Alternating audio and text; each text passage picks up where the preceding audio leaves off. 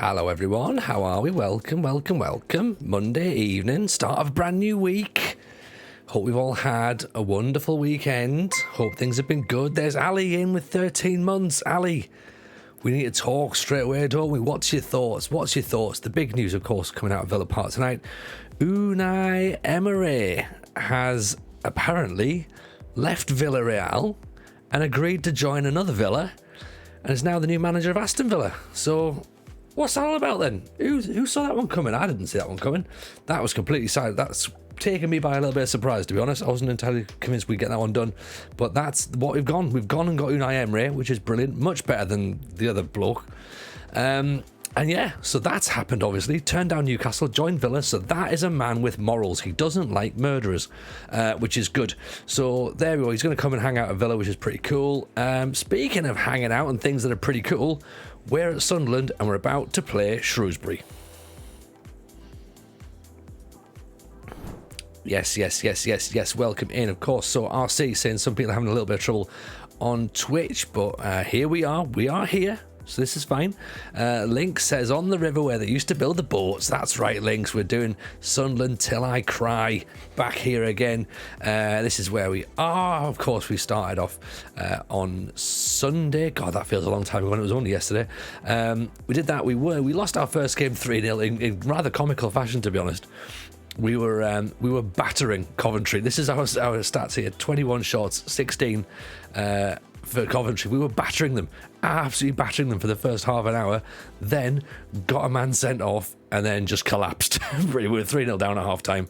To be honest, these are the goals here. I'm busy editing this as well to go up onto YouTube because I've decided that, you know what, we might start trying to put some bits and pieces up there as we go through this sort of cycle. So this is the first goal here. 35 minutes in, poor clearance, bang, straight in the bottom corner. Nice finish, to be honest. Good hit. This is goal number 2. On Waghorn, out to Kane, pulls it back in. It's Waghorn, of course, used to play for Sunderland, makes it 2-0. And this is the third one. This is a hell of a strike, really. Ball's played up. Boom. Look at that. Nice big hit from Allen, makes it 3-0. So that's us beaten. Then, we ground a result out. So that was at home as well. But then we ground a result out against Bristol City. 71 minutes. Diallo gets the first goal and the only goal of the match, to be honest, which gave us a 1-0 win against Bristol City. And it was a tense game, that one, to be honest. Though we battled well, we did what we had to do. Great ball through. Keeper's got to do better, to be honest. If you're a Bristol City fan, you're furious at that. But as a Sunderland fan, we are delighted with that. So tonight we've got Shrewsbury in the Carabao Cup at home, then QPR at home, Sheffield United and Stoke both away, Norwich at home, Rotherham at home, Middlesbrough away, Millwall at home, Reading and Watford away. It's pretty tough. Of course, we're in the Championship. All games are pretty tough, but this feels like a tough start, to be honest, to the season. So I guess we'll work out how we get on. But you know what? We'll do what we do. We are playing 4-4-2, which is James already. Ali's already said that Unai Emery probably won't play at Villa. Probably won't. We did have rumours that they had him, but it couldn't start until November, even before they'd fired Gerrard. There was a bit of talk, wasn't it, saying that he fancied a move after the World Cup, but maybe not to Villa. I was unsure what was going to happen. Wilson, welcome and appreciate the follow. Very kind. Hope you're well. Welcome into the stream. We had our eyes on Josh Knight as a potential player to bring in, but this bit I'm not entirely convinced with. Dives into tackles, brings ball out of defence. Not massively expensive though, so I'm sort of going, well, you know, it swings and roundabouts, isn't it, really? He might dive into tackles, but he might not cost us too much money. The only issue, of course, is that his jumping reach isn't brilliant, but he's quick. For a defender, he's very quick actually in this division. So, and good tackling, and good teamwork, and good work rate, and good determination. So maybe we ask about him. Maybe let's have a little ask. Between 60 and 600 grand, so that's a ballpark, isn't it? That is a ballpark, to be honest. So let's have a think. 13 grand wages, not huge, but you know what? Certainly not cheap, I guess. But we'll see. We'll have a little look and we'll make a decision as we go through. RC's want to have a look at Ahmad. Well, to be fair, we've only played 2 games, to be honest. And he's been all right. He scored, of course, in the game against Bristol City, so nice to have him do that. But apart from that, the game against Coventry, we're not really judging anybody on, really, because that was one of those matches that just happened. So we had to deal with it, unfortunately. Evening again, Kang. Welcome. Yo. Good to see you after hanging out with Mr. Diz's stream this morning. Nice to see you up there. Hope life's treating you good. No, not Diz, it was Murph. Murph streamed you in, wasn't it? So yeah, it's always good to have you in here. This, of course, is what we're going to be doing tonight. It's going to be all about Championship. I nearly relegated myself again there. I was about to say League One, but no, it's Championship football tonight, isn't it? So Josh and I, they are trying to now sort of force a bit of a conversation. In terms of our finances, we've got £1 million, and that's our transfer budget is £1 million, right? Which is okay. Oh no, we haven't got £1 million. It's now depleted to 51k. What happened? We didn't even buy anybody. Oh, signing on fees for the free transfers that we've had. That's what it'll be. Andre Wisdom, Esbrand, and Charisma. That makes sense. That's fine. We can't buy them anyway. Not a problem at all. So yes, we'll consider that later on then, as we go a bit further down. Carney Chukwuemeka has got a potential to go out and about to Met. So let's see if we can bring him in as well. I think we've maybe got too many players on loan, to be honest, but we really want a striker. So Yaya Sanogo is someone that we looked at, and I'll be honest, I'm deadly serious about going in for him because figure 6'4", jumping reach of 17, heading of 15. He moves into channels. He plays with his back to goal. That could be really, really handy for us. Could be really handy. So let's have a little chat with his agent, see what he's thinking about. 4 to 5 grand. That's the ballpark for me. That is the ballpark. What happened to Will Grigg? He left a couple of years ago, to be honest. Didn't we tell Murph about him? Did I tell Murph about Will Grigg? I'm not sure. That's what I was. Maybe a new one to myself. Maybe it's something about Enkang. I'm not entirely sure, but I don't think I remember telling anyone about Will Grigg. Certainly not discovering him, of course. But so let's have a look then. Let's see if Yaya Sanogo fancies it, shall we? Fringe player, £5,000, £5 million. He's not getting £5 million contract. Sanogo would need to have played more than 30% of the games for his country in the previous 2 years to automatically qualify for a work permit. He doesn't have the number of required points from the other categories. He would struggle to be deemed a player of high enough standard for a work permit. What? No. Surely not. I reckon. I'll give you look, let's do 15 games. 10 games. You're looking forward to Canal Side? Yes, I am. FM stream, very much so indeed. It's going to be good. Can't wait to get to it. Can't wait to get down. To be honest, it's going to be all right. It's going to be next. That's not next Tuesday. Tuesday after. Monday after. Sorry, the 7th of November. Let's pull the old link up in the chat, shall we, for people who maybe haven't seen it just yet. Are my lights looking a bit dark this evening, by the way? Because I'm on my preview monitor. It looks a tiny bit darker than it normally does. I'm not sure whether it's just because I'm sat in a slightly different position or not, or whether I've just turned them one notch down a bit too much. So yeah, that's definitely dark. There you go. That's a bit bright. That feels a bit too bright now, to be honest, but there you go. We'll keep them like that. Let's see what it's like. But yeah, we are, as I said, we're editing some stuff for YouTube as well today. So I've kind of done the we are a bit darker. Okay, there you go. Right, there you go. That's it. That's us back to probably where we normally are then. I've got the busy editing the. Yes, that's right. Yeah, busy editing the sacking video at this point as well for from the Arsenal save. So that's going to go out on YouTube probably tomorrow at some point. Edited most of the first video of Sunderland stream, so there'll be a Sunderland stream video will go up on YouTube as well.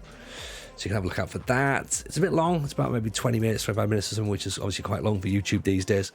But I figured, it's one of those things where if we get some FM23 content on YouTube as well, then it might sort of funnel people back into the stream. So, that's That's the thinking. Got to start thinking about this as a business, apparently. So, speaking of which, hit yourselves up in the Discord. Come and join us. Come and hang out.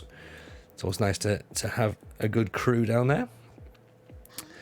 But yeah, I hope everyone's week started well, by the way. I know it is only Monday, but for some people, that Monday's probably been a long Monday already. So we do have a game against Shrewsbury now, so we obviously want to get a decent performance under our belts.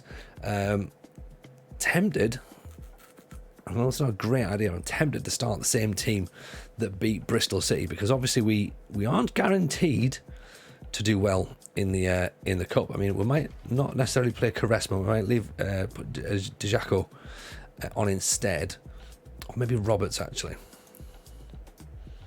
Put Dijako, no, Roberts. Let's put Roberts in there. Keep an eye on the match momentum and adjust it dependently. Oh yeah, 100%. Kang, there's a lot of stuff that's being tweaked. Apparently they have just brought a patch out this morning as well, which by all accounts just removes the Aston Villa manager, so which is good.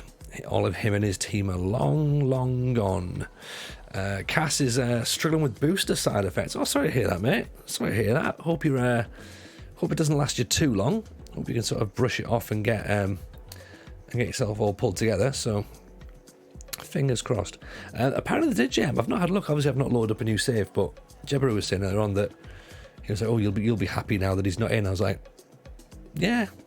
I mean, I've already started a Villa save, so it doesn't really matter to me, but if he's not there, then that's good.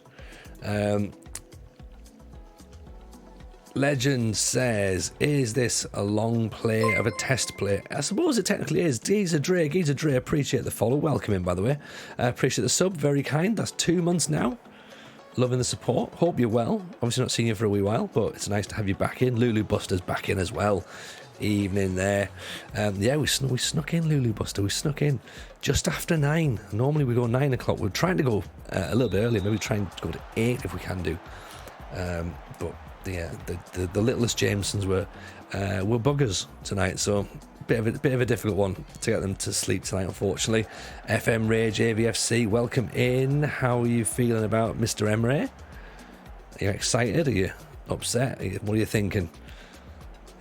See, they've already gone with the evening things as well. I think it's a good appointment. It's a really, really good appointment. I think the fact that he's turned down Newcastle as well makes it even funnier.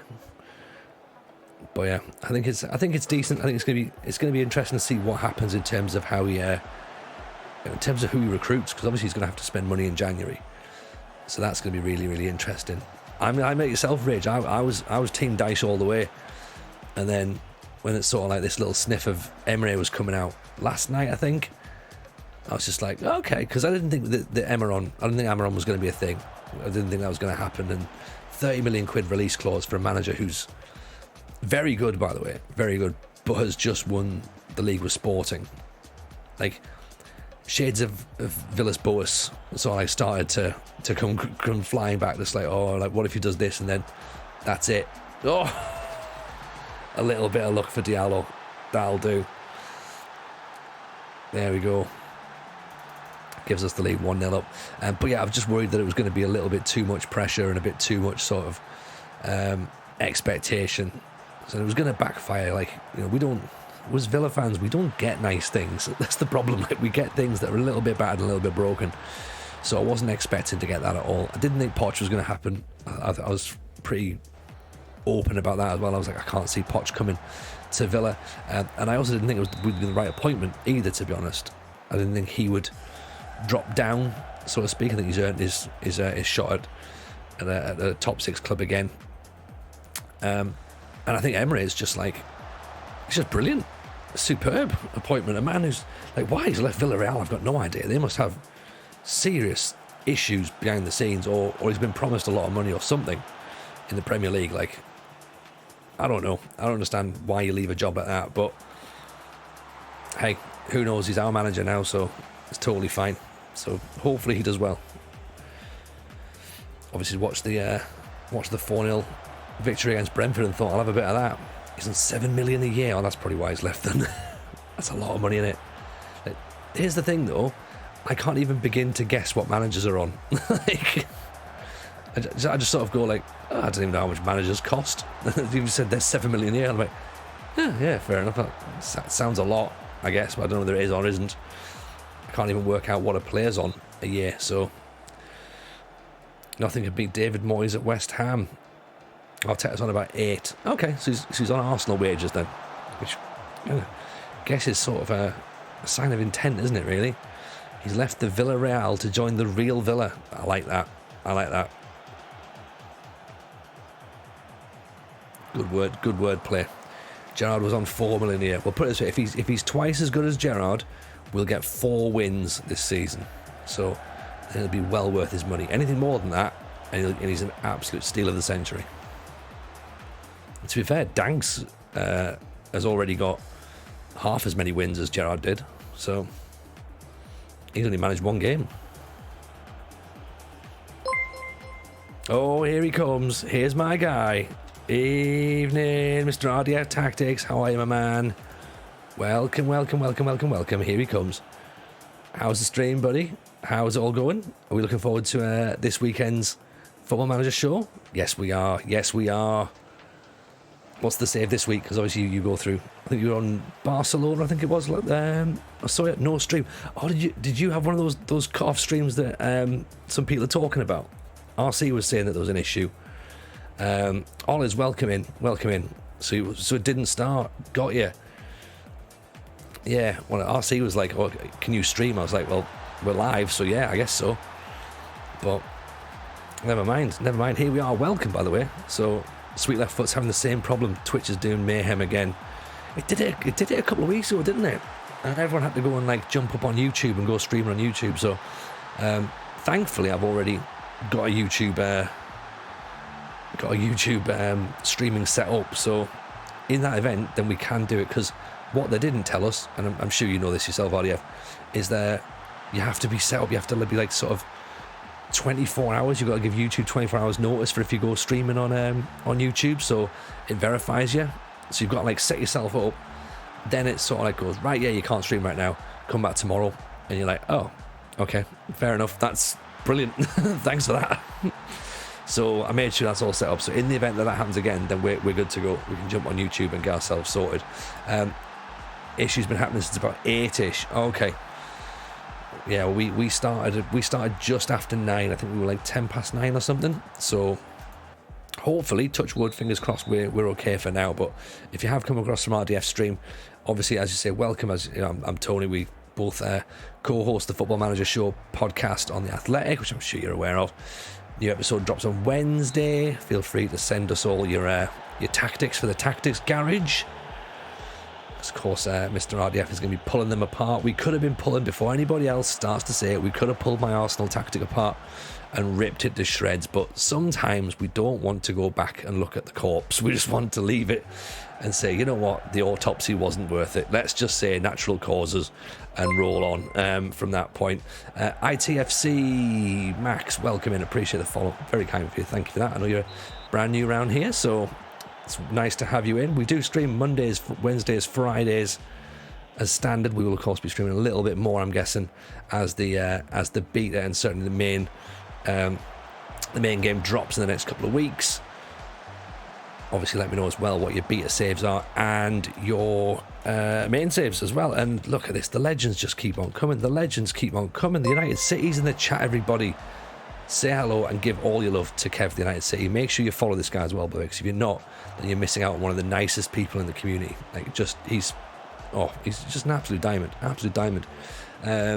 Mr. Johnny, the Arsenal save was a shocking display. It was absolutely. It was terrible. It was the worst thing I've done. And I did Sunderland a couple of years ago. So Alice Sims has missed. PT Stain, good evening indeed. Very, very happy about Mr. Emre. So again, RDF, a bit of an Arsenal connection there. So we're going to be happy to chat Emre. You can maybe sit me down and try and I'll go back through your old videos actually to work out how Emre plays, because I've got a Villa save for YouTube. Basically set up with, well, you know what, Gerrard's a bit crap, so I might as well do it myself. And I'm grinding away. I've got a 4-4-2 going on, because of course I have. But guess what? We've won a couple of games. So that's the interesting bit that no one else has done before at Villa. So There you go. That's where we are. Beta save is Dorking, says Geezer. Love that. Love that. For a beta, that's like properly out there as well. That's usually the sort of stuff you put in there in your main saves. European football analysis, welcome back. We chatted to you earlier on this afternoon. You're Ollie, Love FM and a Union Berlin fan and a Spurs fan. Nice. Welcome in. Welcome in indeed. Pleasure to have you here. PT Sting, good evening from Portugal. I think it was a good choice from Villa. I think it's a very, very good choice from Villa. Very good choice indeed. Second yellow card's in here, is he? Welcome, second yellow card. How the devil are you, buddy? Pleasure to have you here. Apologies that you can't stream as well. Seems like this is the thing. If you can't stream, just come and we'll all hang out and have a nice time.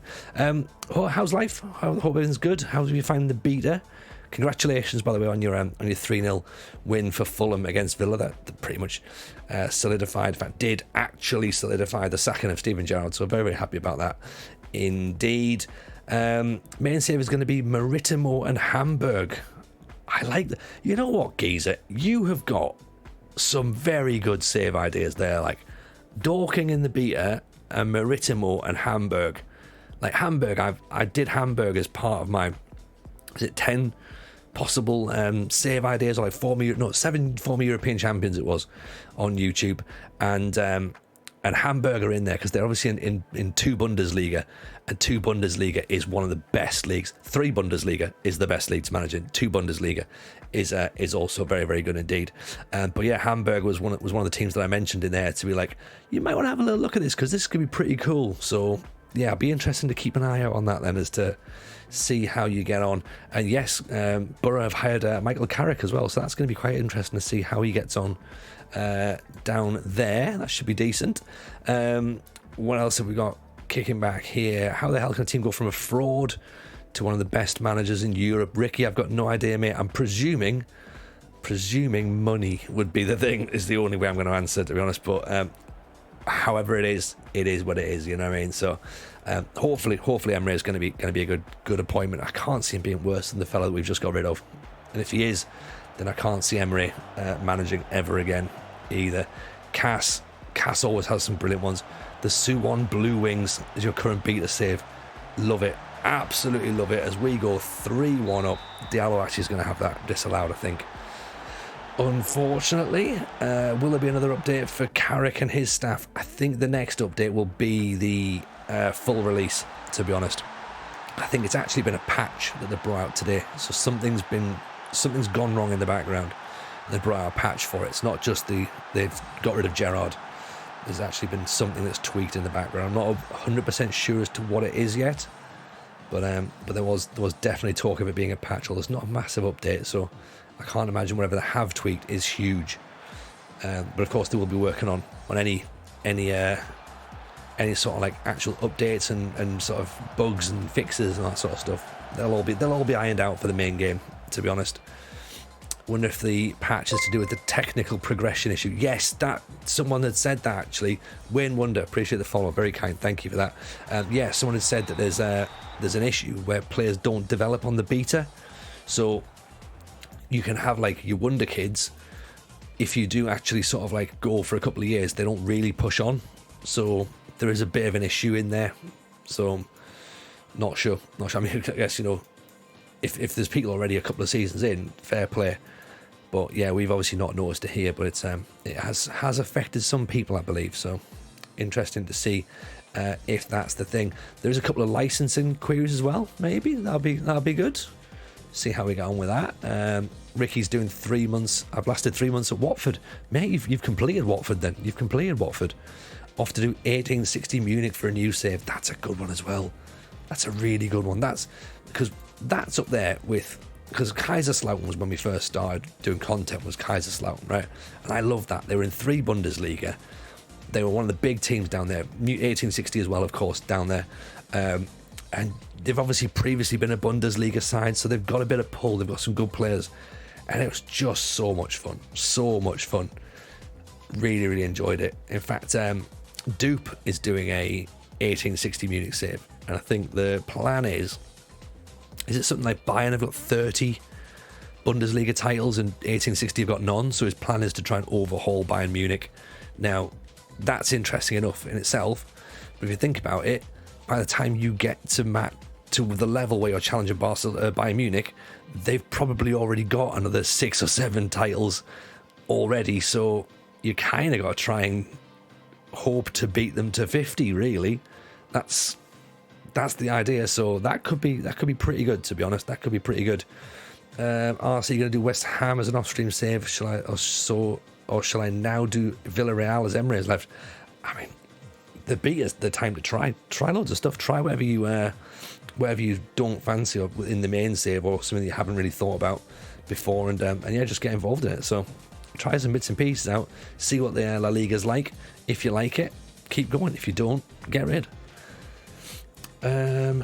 We need to get some data out. We've got performance analysis. We obviously just haven't got we haven't played enough games to get the data hub working yet. So let's wait for that then. Next round of the Carabao Cup. Legend of the Hidden. I did 1860 Munich after I quit Darlington. The Darlington board demanded attacking football and I didn't. Oh, love it. That's the sort of manager that I like there, Legend. Going, nah, we're playing low block. That's just who I am. Sunderland versus Bradford. That's a good Carabao Cup fixture, that, to be honest. I'm happy with that one.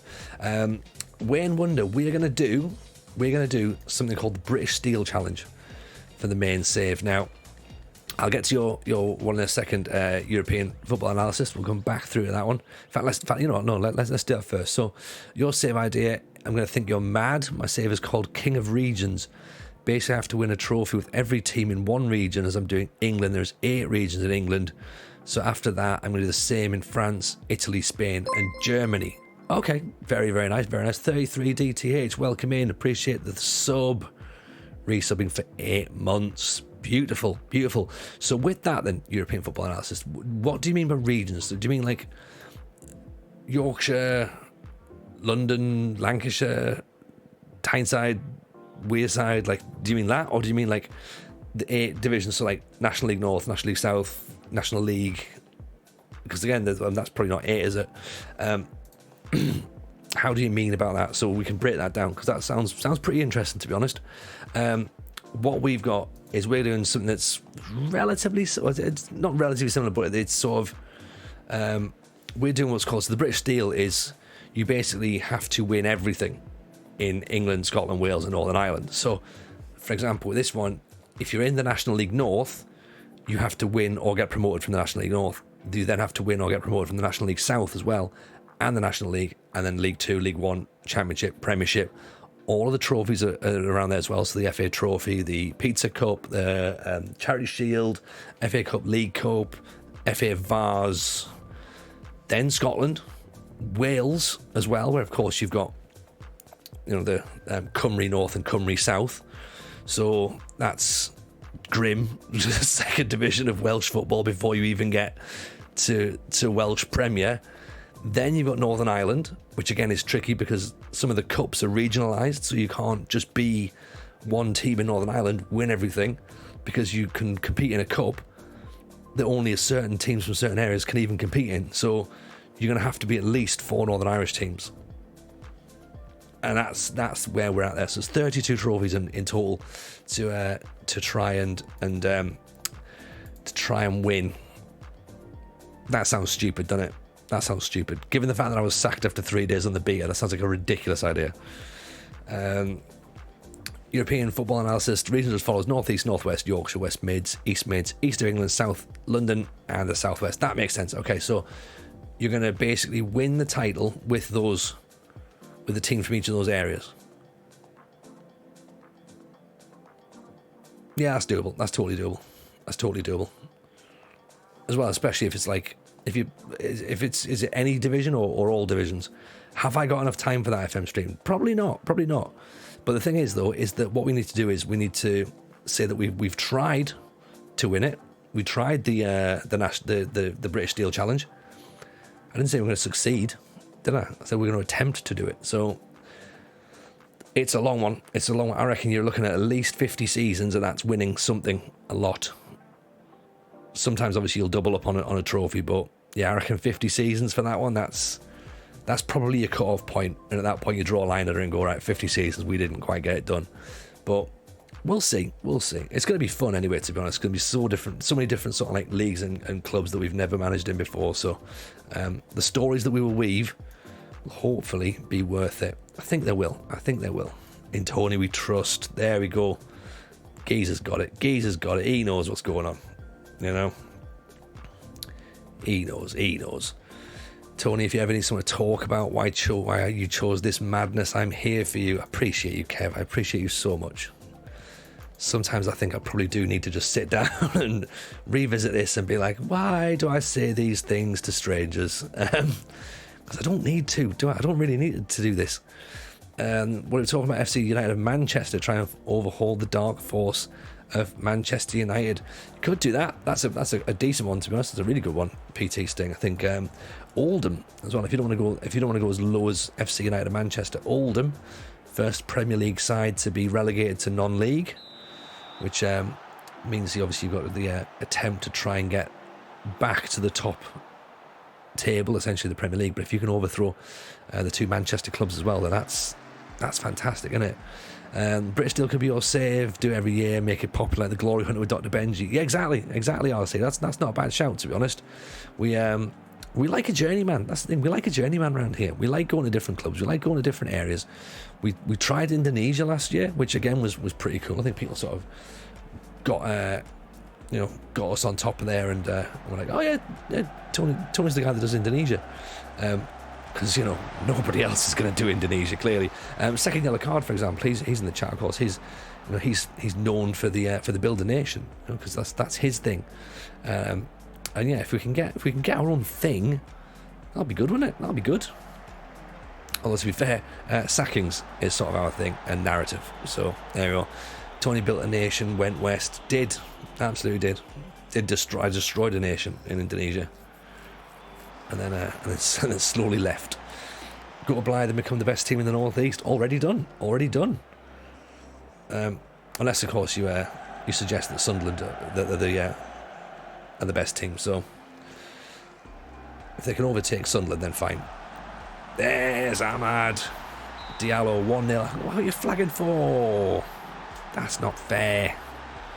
Mrs. J, we like going to different clubs, roughly translates into the reality of Tony gets sacked a lot, so he's got a lot to do with clubs. Not necessarily, Mrs. J. We've only had 3 sackings last season. Like on FM23 we had 3 sackings. That's not a lot. Bear in mind that 1 is in the beta. That's the thing. Gotta look at it this way. My thing is being painfully average. Matt, I would love to be as painfully average as yourself, sir. You do a wonderful job, and I really, really enjoy watching your stuff, and everyone else does as well, and you know that. Mr. Diz stealing Tony's gimmick this morning. Yes, Beard Child, that's right, he got sacked, didn't he? Jumped into my stream, learned how to do it, got himself sacked this morning. There's Sims, pounces on the goalkeeper's error. There's a goal. 1-0. Finally, a bit of goalkeeper problem actually goes our way this time.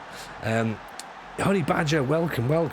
How's everything going, buddy? We dropped into you last night the night before to chill out and hang with you. If you're not following Honey Badger, by the way, make sure you drop Honey Badger a follow.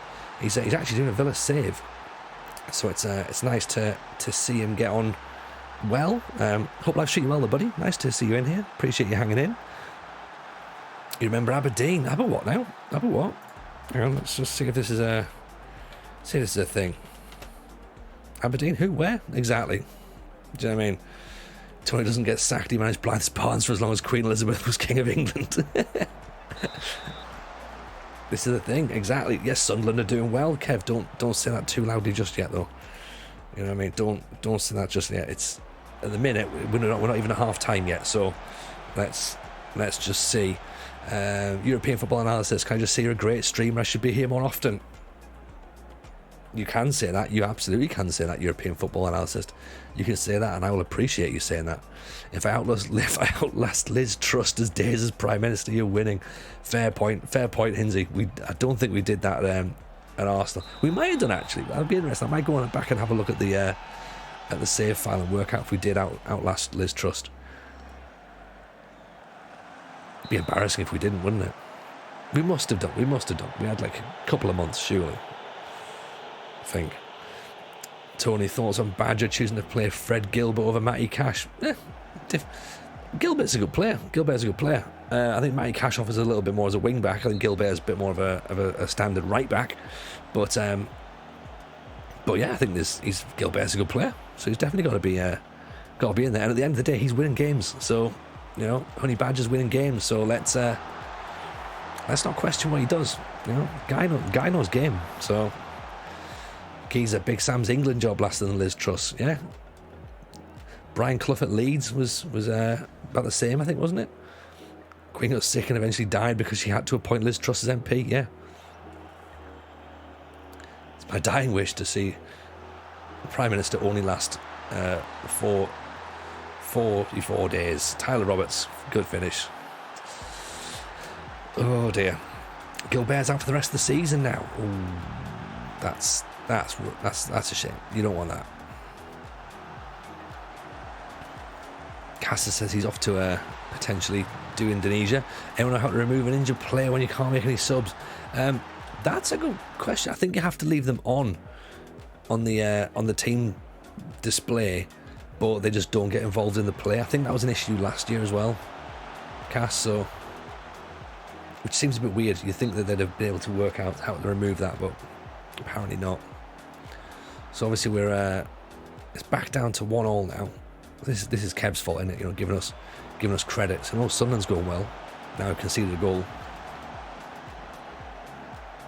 Held our defensive line quite nicely there. Have we held enough? Yes, we have. Just enough. Literally can't move forward the game. Oh dear. So where are you stuck then, Cass? Are you like on this screen here? I take it. So because if they're injured, I think you can just move them, but I don't think you can take them off. That's the problem.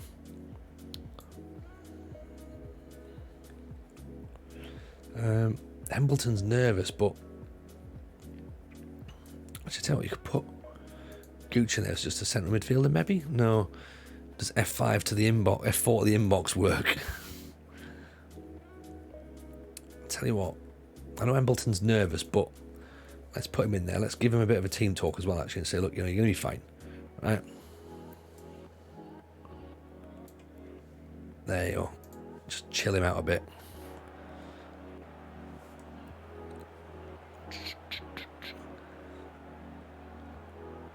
How can anyone think of electing someone with the nickname the Human Hand Grenade is a good idea? That's a fair point. It's a fair point, legend.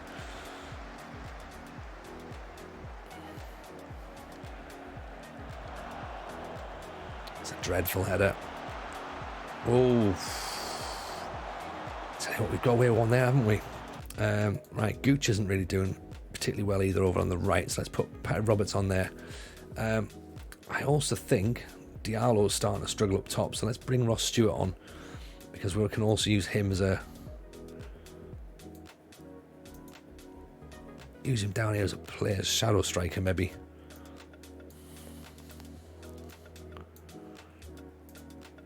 Might need him to hold the play up, I think.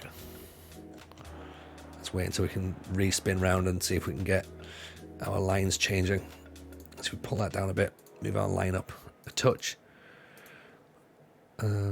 Tempo can come down a bit, slightly wider. Play for set players as well, I think. See if that's going to work. There's 1-1 against QPR. We're playing Ahmad up front or on the wing. Playing up front at the minute only because Ross Stewart was injured. We don't really want to play him up there, but he's quick. So there is that's part of the reason he's there. But obviously now Ross Stewart's back. He goes back into midfield. Oof, Stewart, the header there. South Korea's bugged. Just got the SI forums. Ugh. This is part of the joy in it of playing with Asian teams, Cass, unfortunately, because we both love our Japanese database, don't we? We loved that. That was great on last year's game, by the way. If you weren't in the Discord for last year's Football Manager, we did a one season wonder with the downloaded J League database. So much fun. We actually ended up at the team where who was it? Who was hang on, we've got almost. It's a proper journeyman British striker. Oh, how that's horrific, right? Isn't that awful? Absolute counter-attack bobbins. Oh. That's painful. That is painful. I dropped our line. I thought that was the right way to do it. We've been hit with a sucker punch. It's that cutback, innit? It's that cutback that just caught the defender's heel. That then allowed them to break. Actually, that's a thing. That's a question for everyone. Jay Bothroyd, that's the guy. That's the guy. Here's a question. Has anyone noticed on this match engine the amount of times you get to the byline, or your players get to the byline, and then instead of cutting the ball back, they shoot at the near post? That seems to be something that doesn't... The probability aspect of that seems off. I think on FM22 they cut the ball back a lot, and I remember being like, "Oh, this is brilliant." This year they're all taking shots at the near post, which isn't really helpful, because it just looks really unnatural, and that's the thing as well. Good idea, geez. I can feel myself drying up a bit, so appreciate that.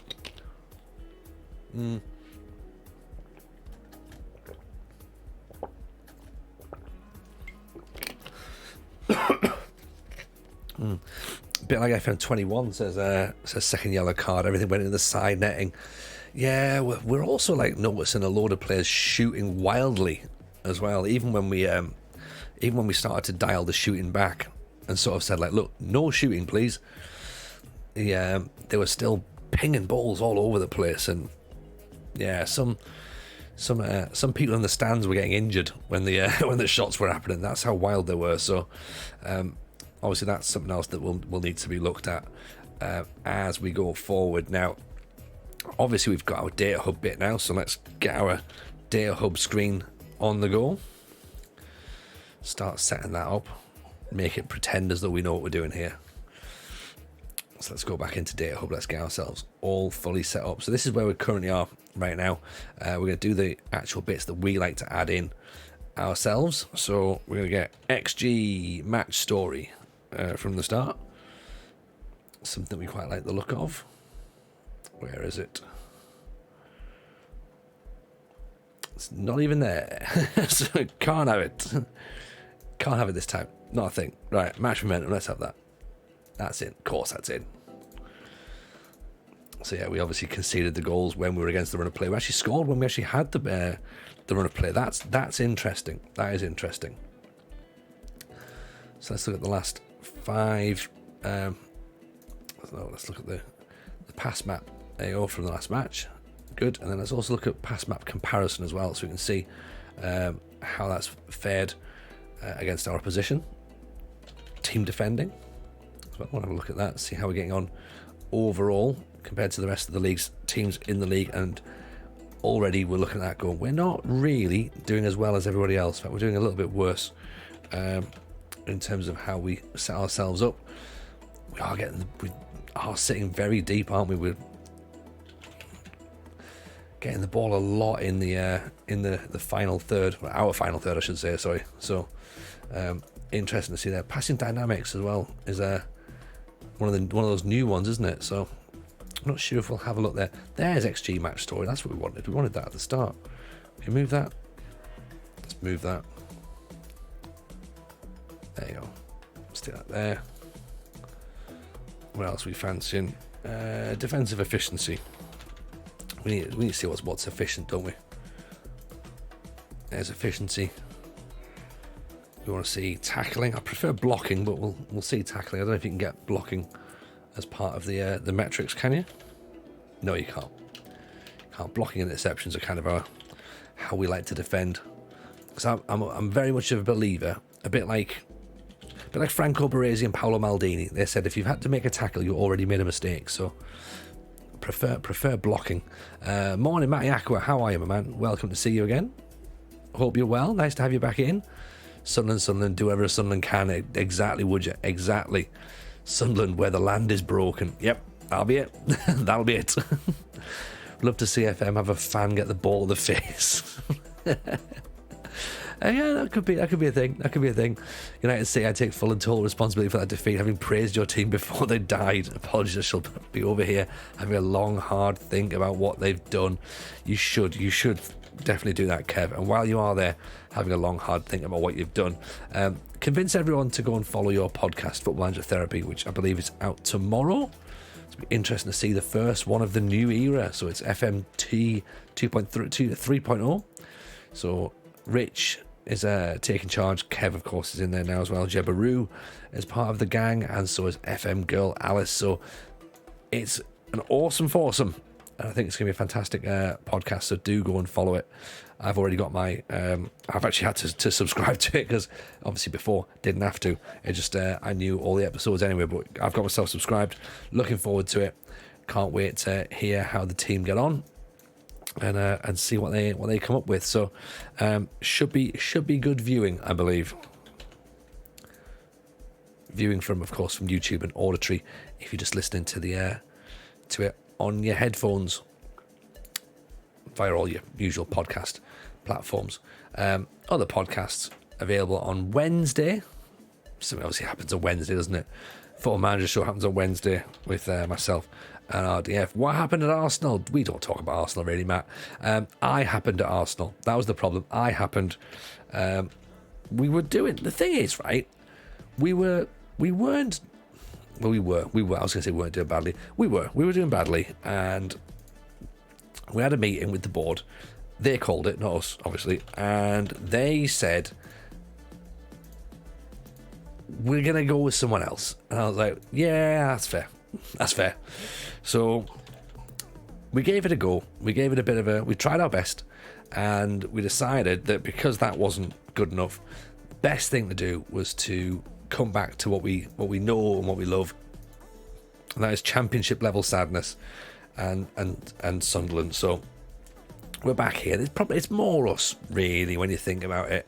We don't really have to worry about things like like nutrition and expectation and all that sort of stuff. So let's not go getting ourselves involved with things like that. So it's not a thing, right? Apparently forwards aren't a thing here. Let's just take that off for a second. Can we get here anymore? Goal output? No. They've decided they're not going to do anything for strikers now. So yeah, there must be an issue there as well. So that'll be fine. We'll sort that out in a second. We'll get some more bits and pieces. Maybe we need to get another statistician in. Maybe it's a bug. Who knows? We'll soon find out what the answer is. Either way, it's not going to be the main problem as to why we struggle, to be honest, is it? So there you go. We are up. Well, we're down to 16th now, sadly. So here we go. Tony is not going to say FMT episode 100 for the first of the iteration 3.0 does drop tomorrow. Thanks, Tony. We had a fantastic time recording over the weekend. Really excited for it to come out. So much more to come, but we can all start somewhere, and this is where it begins. There you go. And if that's not where your appetite, then your appetite must be bone dry. Like, you need something to do that, you know what I mean? Hinsey TF says, North London to Sunderland is the biggest drop in standard of living in FM. I mean, well, as someone who's from the northeast, I'd rather live there than London, personally, but, I don't know, there's definitely worse places to live than North London, am I right? Yeah. We're going to get hammered by Sheffield United here. I can already tell. Slough, for example, yeah, there you go. That's pretty bad. Arsenal to Swindon would be dreadful. Would not be pleasant. Now we're away to Sheffield United. I'm thinking that we're going to have to go a bit more defensive. To be honest, don't really fancy our chances here against a strong looking Sheffield United side. So let's pull everyone back, right? Slough is a shithole. Yeah. Okay. There you go. There's the truth right there. Slough is a shithole. Right. Let's put him there like that. Let's do it this way. I think we're going to try and be a bit more defensive. But maybe we'll do just the one for now. But we might go to double DMs if needs be. Now we're not playing at the risk of sounding like a hack comedian here, we're not playing shit town top trumps, okay? Everyone lives somewhere crap, okay? That's just the way it is. We all live in Britain. Those of us who do live in Britain, of course. Everyone else who lives outside of Britain, well done for living in a country that is nice. If you live in Britain, we all live somewhere shit, okay? That's just the way it works. It's just the way it works. You know? One day we'll live somewhere nice, but sadly it's not going to be. Is all the UK bad? Yeah. I mean, Cambridge is all right. I mean, this is the thing. I mean, you know, I'm in York. York's quite nice, but at the end of the day, the country itself is in a bit of a state. So I would say that let's all be guilty by association at this point. You know, because it doesn't matter where you live. Like, you know, the town can be nice, but if everything around it, the actual country itself is a bit shit, then everything's a bit shit, innit? You know, it's like you can roll a turd in glitter, but still a glittery turd. That's how you gotta look at it. I apologise that that's how I've had to describe it. Accrington to Blackadder's, Oxford is a dump. Ballard's a bit tired. I think we do this. I think we maybe hang back a bit. This can be our we can go low block here, can't we? Do we think low block's the way to do it? Counter attack.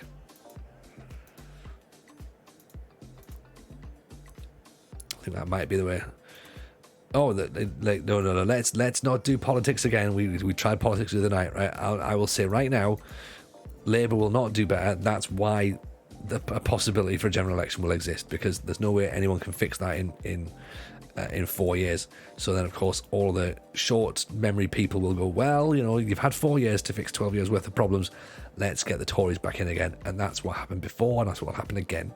It's not the best way to do things, to be honest.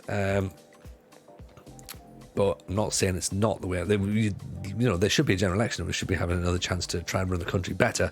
But as I say, sadly, I think some people will take that as a, well, you know, what happened was, though, you couldn't fix it all, so you know, so maybe you're just as bad. UKIP is not the answer, geezer. Definitely not the answer at all. I hope that was tongue in cheek, by the way. See, because now it's going to start to get to the point as well where we're sort of going about. It's going to start getting to things like, you know, like Brexit. So we're not going to talk about that again, are we? To be honest, you know. Here we go. I don't think anyone can fix it. No, not at all. It's fucked, mate. The whole thing's fucked. Innit? That's how it is. It sounds like a bloke that runs a garage, don't it? Oh, how things fat, mate. It's fact. Might as well fucking burn it, innit? Yeah.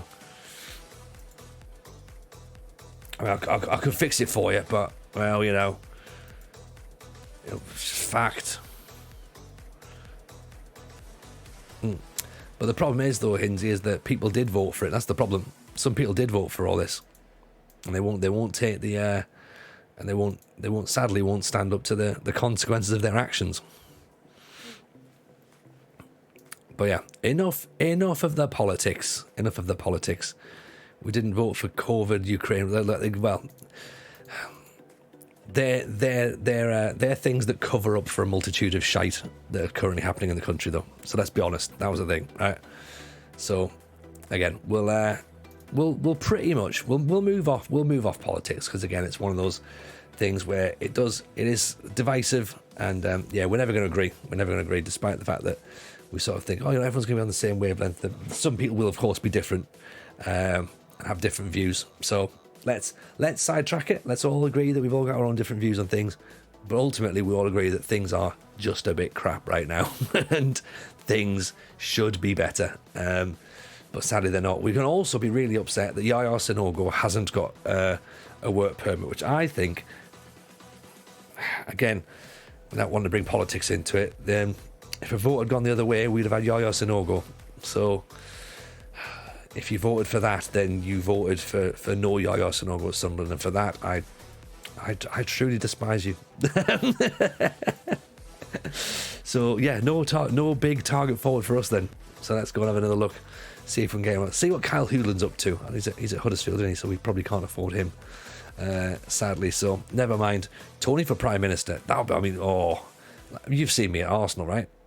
Tony for Prime Minister would be a car crash. It would be horrific. I mean, I'm fine. Public speaking, I'm all right with that. I can do that. But I mean, me in charge of a country. Don't think so. Nobody needs to be given that level of like, don't give him the microphone. he's just gonna say what comes to his head for the first time. We know this, don't we? FM Rage AVFC, appreciate the sub as well. In with the Prime. Thank you very much for that. Genuinely appreciate you. JM Thoughts, I'd vote for you. There you go. Geezer, Tony Policies, renationalise FM. I mean, if you nationalise it, then that means we're taking it out of the hands of SI and giving it to the state to work. Is that the right decision? I think with this one we can keep it in the private sector at this point, and I think we let Miles keep a hold of FM for right now. So I think we keep that as it is. I think what we could do is we could make it mandatory. We can make it mandatory that everyone should have to play it. Do that. Nationalise Energy and Rails. Yes, exactly. Do that. Leave FM in the hands of SI. Yeah, agreed. Yeah, JM, that's fine. I agree. You've obviously read my manifesto properly. So FM National Service. No, not at all. No FM. No National Service. Bank holiday for FM release date. I'm on that, JM. That's a good idea. Although most sensible people take a day off work anyway, so there is things that you can do. But I do like the idea of that. Let's have a National Day of celebration every year. Be good. But then you'll get some people be like, oh, but can we not have one for the beta as well? And you'll never be able to actually have it because you'll never know when that date is. So only for the release. Can we see the league table? You can indeed. We've not played too much for it. Matty Aqua, though, has been asking, is it safe to talk about Villa yet? Yes, it is. Tonight, absolutely, you can talk about Villa, Matty, because we've got Unai Emery in charge at Villa these days, as opposed to he who shall not be named, or he who shall not manage again, I'm guessing. So this is where we are. Then we've got 3 points in 3 games. 1 win, of course, and 2 defeats, sadly. -3 goal difference. Burnley atop with 7 points. We're only 4 points off the top. We're only 3 points off the bottom. So that's ways to look at it. Are we the same manager? Is this a new save? It's a new save. Jim. We went and did everything, got rid of it, went into a brand new universe, and started again, because figured that was the best way to do it, and get it done that way. And I've already started clipping the video together, so there'll be a video that'll come out possibly tomorrow on YouTube. As I say, it's about 25-30 minutes long, which is probably a little bit too long for YouTube, but it's episode 1 in it, so you kind of have to like set some ground rules and set some expectations as to what the save's about and where we are. I've also clipped the second bit as well, so that's going to go on YouTube tomorrow as well. That's about 6 minutes long, so we'll get that edited. That can go out on the channel as well.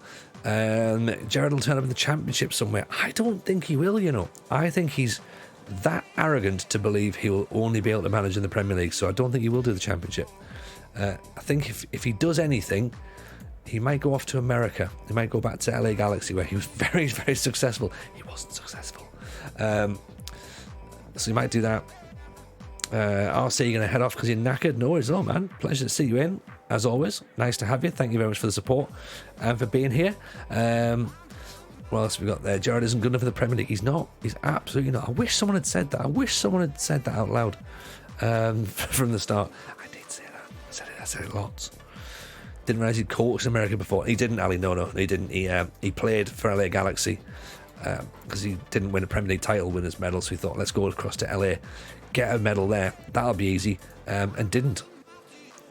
So will I go back to supporting Villa now? Yeah, I will do. I'm still going to obviously support Sunderland as well, but yes, I will go back to Villa because my point was very much about that situation. So yeah, some might say fickle, but that's fine, innit? That's fine.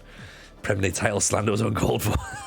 Classic K just hiding away there. Then all of a sudden that comes out, she's like, I'm saying something. I'm going to say something now. Welcome in, Katie. Pleasure to have you here as always.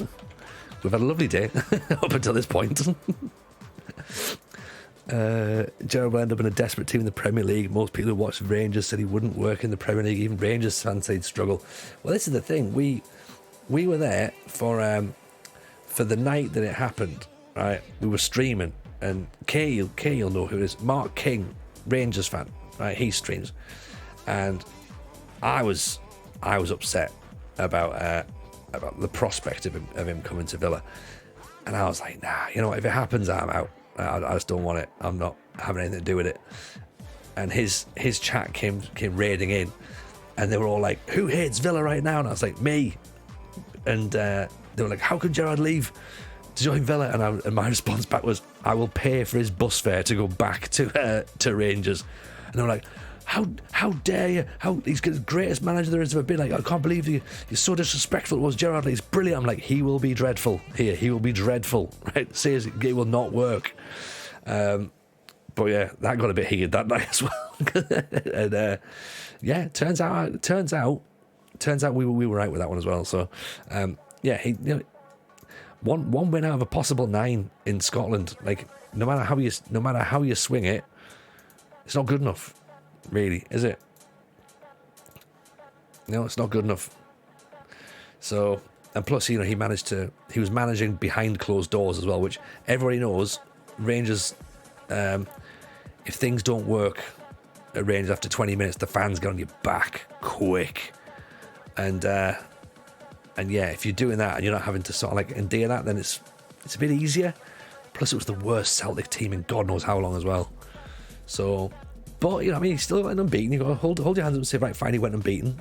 Fair enough. But once you start looking behind the numbers, it's not really as impressive. And, of course, it then very quickly unravelled when you worked out that there's not actually a plan A or a plan B. And then when Michael Beale left, it was just going, yeah, there's nothing here really, is there? It's just a man who, like, goes, I used to be Steven Gerrard. You go, yep, good. And, of course, all the media were like, oh, yeah, but Steven Gerrard as a player, like, yeah, nothing to do with Steven Gerrard as a player. We're doing Steven Gerrard as a manager now, and this is the problem. I think sometimes the media couldn't really sort of differentiate the two. So, but as I say, it's all done now. It's all done. Coutinho again, yes, and Coutinho was a fucking stupid signing as well, because if he signed for Villa, that shows that nobody else wanted him. And yeah, Darren Farley as well. Like, just yeah, people like Darren Farley exist because of people like Steven Gerrard. There's the thing. You know what I mean? I got the schedules, Matty. Thank you very much for that. I've actually loaded them up last night, so we've got a couple plugged in already. So you can talk us through them and see what we've actually done right and done wrong on them. But yeah, and I appreciate that. Again, very thorough as always. What I'll do is I'll put them as a media fire file or something, and host them up in Discord so that everyone else can enjoy your work. Legend of the Hidden. I'm excited for the future stadium redevelopment of Villa. Yes, I am actually, because the North Stand does look very, very dated, to be honest, in comparison to the rest of the stadium. Alex Goodyear FM, welcome in. Appreciate the follow. It's very kind of you. The Holt End is one of the most beautiful structures in world football, I think. Genuinely, that's not being over dramatic. I think the lead up to it from the Holt End from the outside is incredible, and then you don't realise just how big it is as a stand until you're in the stadium. And I think the North Stand just looks so dated, so dated from inside the ground. And when you go outside the ground, it's just ugly. It's ugly 1970s concrete, and yeah, it's just doesn't look right. So I know they've been talking about trying to get it redeveloped for a while. So if they're able to get that done and signed off now, which it looks like they have done, then that'll be great. Obviously there's no massive need for it, giving the ball away, no massive need for it in terms of supporters numbers, like attendance wise. It's not like we're selling out every single week and there's a waiting list or whatever, but I just think that as a stadium, then that one definitely needs a bit of sprucing up. I think by sprucing up I mean knocking down and built again. But I don't like the idea. Here's the thing though, I don't like the idea of filling the corners in, because I like the fact it's a traditional 4-stand stadium. I like that. It's something a little bit different to some of the stadiums. The ball is something that I think is now a bit too many teams have got a ball, and I think you get it's good for atmosphere, and obviously the sound circles around, which is nice, but I think there's something nice about going to a different style of stadium, and it feels traditional. It feels, for someone who doesn't feel particularly British, it feels very British, and then you've got sort of, it's just very, very traditional. I like it. A gazebo in the corner, that would be like a prison an ambulance and a burger van. That's what I want in the corner. Or like a supermarket car park. Baldock goes down the wing unchallenged, no one's marked and die. Cleared away though. Stewart gets his foot on it. Despite the fact we're sitting back, we're not actually sitting back enough. I think we need to maybe push up a smidge and try and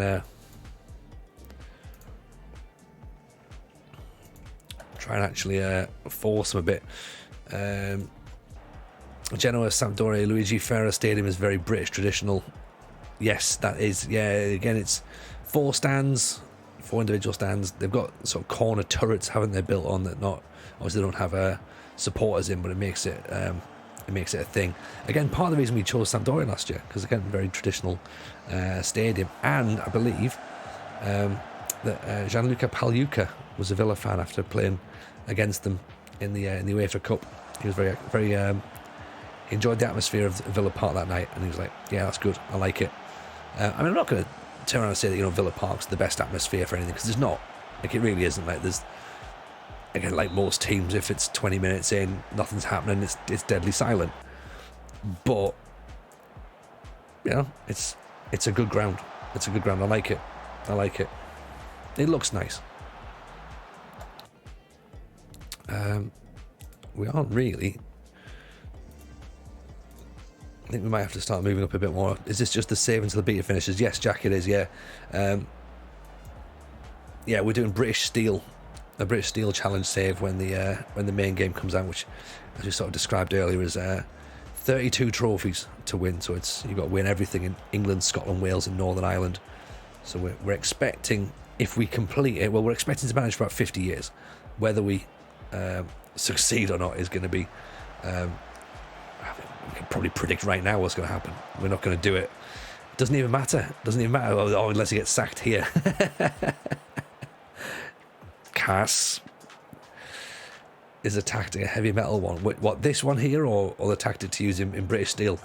Again, it could indeed be a heavy metal one. I like it. I'm going to call it Uri Geller, the spoon bender. Get up! There's no way that's a penalty. Unbelievable.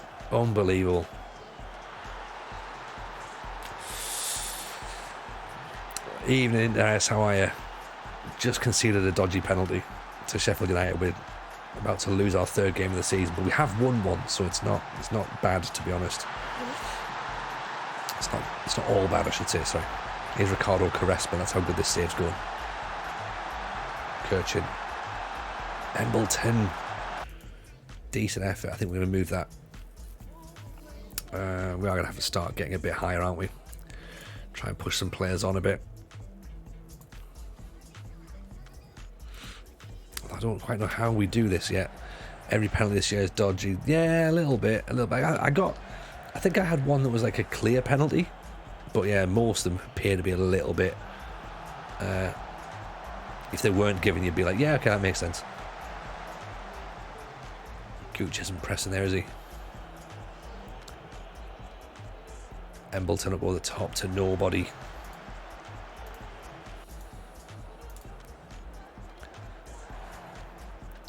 Go on, Kirchin.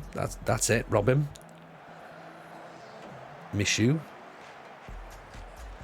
puts it in. Cleared. This is better. This is better from Sunderland, isn't it? It's a good ball. There's Ross Stewart. Quaresma. Probably needed Ross Stewart in the area though. Mishu just pushes him down. Free kick. I think we're going to need to either get... Well, Stewart's tired, so we're going to have to get him off. Ellis Sims, and I think we also maybe need to get. Do we bring Barr off and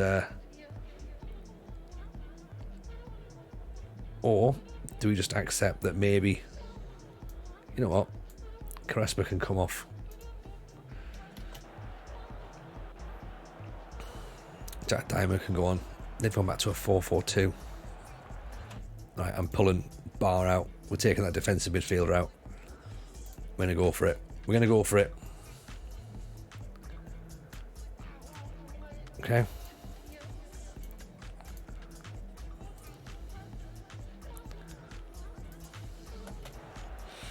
Let's have it. Evening, Exxon United. Good to see you. Hope you're well. You joined us as we're trying to get back into the game here against Sheffield United. We're doing pretty well in the last sort of 10, 15 minutes, 20 minutes, but we haven't scored yet, sadly. Clark puts it in. It's cleared away. Kirkin again with the ball. Free kick, surely. Sander Berge gets the ball away. We've given the free kick away. Mishu now goes in the book. Corner kick. Gooch now. Puts it headed away. Embleton picks it up, recycles it. Clark. Embleton. Again, just fires it over the top. Nobody can shoot on this version of the game. Shooting's way off. Look how much better we've been in the second half. 10 attempts. Only 1 on target. Not good at all, is it? Not good at all. Great tackle. Sims is through. Defenders always get the last ditch tackle as well. Always getting last ditch tackles. The thing is, I'm reluctant to change anything because we're playing really, really well. Like, I don't think that momentum's right. I think it's been all us. And the problem is that we're not actually. We're not scoring. That's the trouble. But if we're beaten by a dodgy penalty, then that's one thing, isn't it? Good ball. Sims. Defender just gets there again.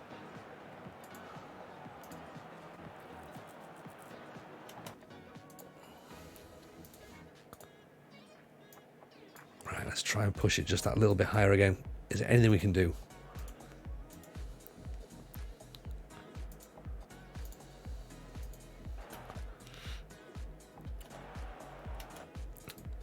Right, wing backs on attack now.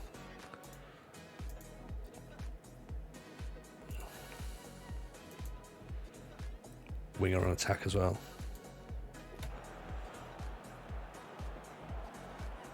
There we go, here's Ahmad. Gets himself back in. Sims nods it down. Embleton. Sims. Diallo. Oh, offside. Offside. I mean, are we disappointed with this performance? Maybe not. This has been a brilliant second half. Are we disappointed that we've not got a point? Yes. Is there definitely something to look at that you go, yeah, that's something to build on here? Yes.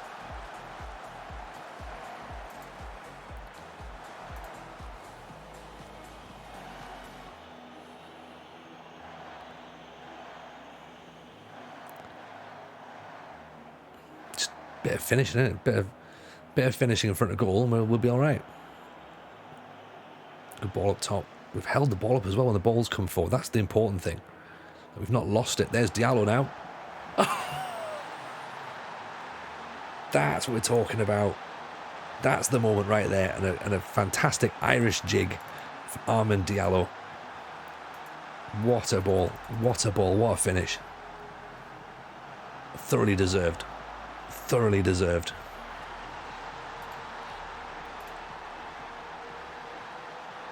Damn right we deserve that. A point. Oh, what a ball. What a ball from Sims, dropping deep. Turns provider instead of goal scorer himself. Is there still a twist in the tail maybe? Who knows? Fins92, appreciate the follow. That's very kind of you as well. Thank you for that. Welcome to the stream. Let's nod down. Sims nods it in. Diallo picks it up again. Just worried now in case we get caught on the break. Oh.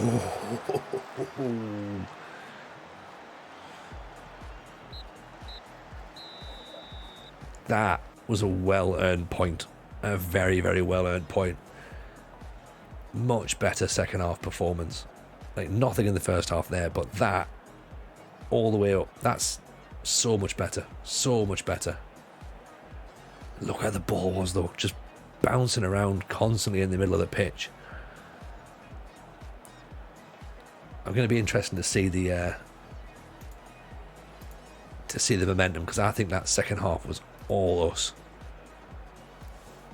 But even then, you think they're like goal scoring chances, literally just the two.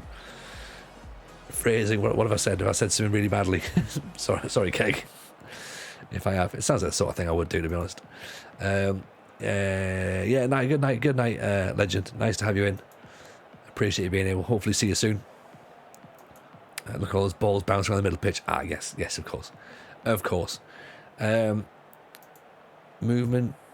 We haven't got time to look at all the movement patterns, but average positions, we were sitting fairly narrow. They weren't really going much wider, so it was definitely a sort of battle down the middle. But I think we looked pretty good. Second half, very, very happy with that. Very happy indeed. Well done. Everyone said we get beaten, but well done.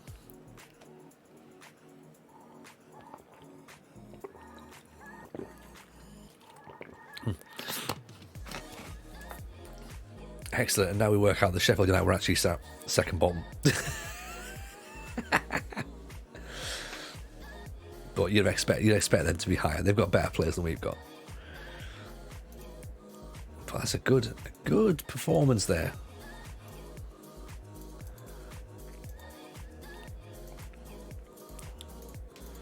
So low block was working. It was a dodgy penalty, but we got away with it. Stoke, however, this is going to be a different match. So they're up in 5th. And then Bradford in the Cup. Then Norwich. These games are going to come thick and fast, aren't they?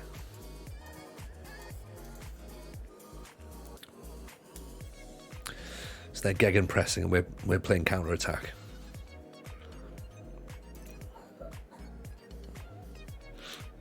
They dominated against Borough, didn't they? Absolutely dominated.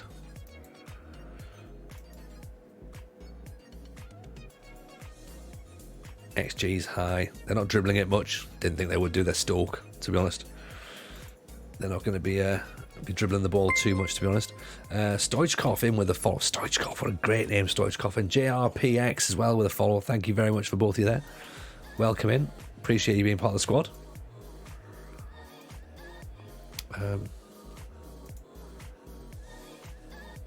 So passing we're still going down the wings, to be honest, which was interesting given the fact that we were looking like we were trying to go through the middle. Championship was even harder because of the World Cup break.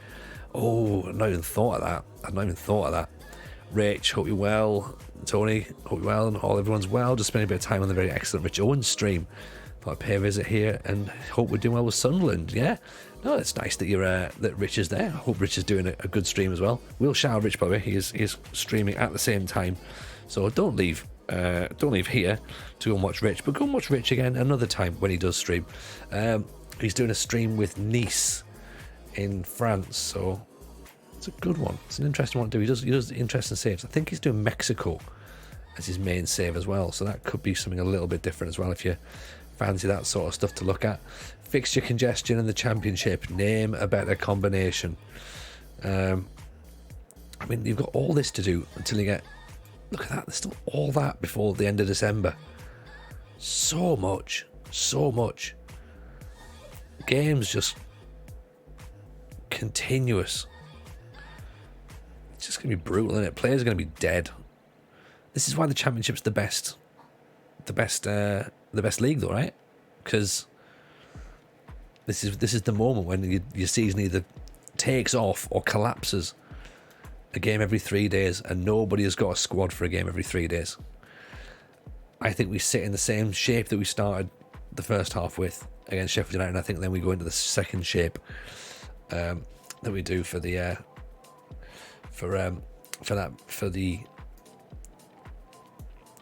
match against Sheffield United. I think we have to do that, to be honest.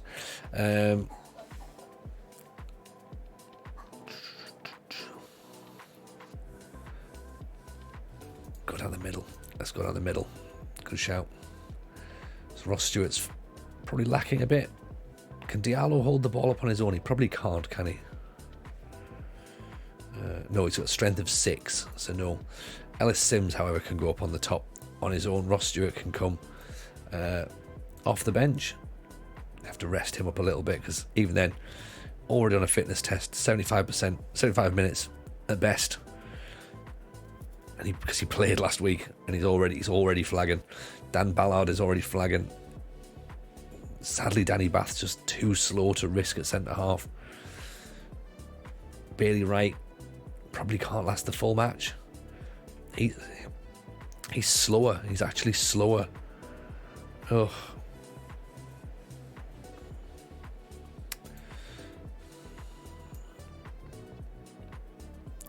I suppose what we could do though is we could move Kirkin into centre back if needs be, and then we could put Esbrand at left back. That could be a thing if we need to do that. Absolute worst case scenario, we could put Luke O'Nien at centre back, and then bring Gooch to right back, I suppose.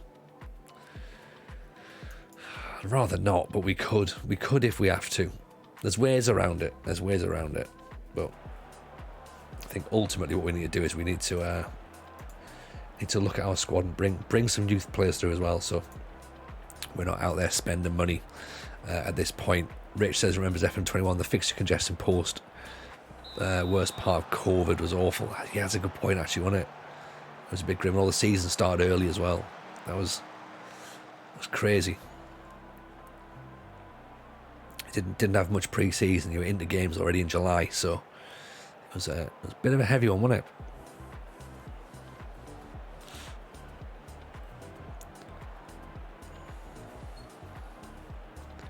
So 20 minutes in, this is your chance, isn't it? A 0.06 XG and a 0.01 XG.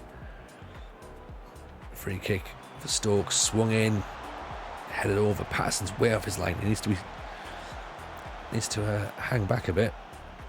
Another free kick. Saved. Looking at that, trying to work out whether it had been saved or whether it had hit the post or something, but the angle wasn't quite clear enough. That was a decent volley from the edge of the area. That's gone over the top. So we're starting to play. It's an achievement for winning when you have a full XG less than your opposition. Is that right? Great diving header from Barr. Naturally, I have it with the low block. Yes, you do, Cass. Well played.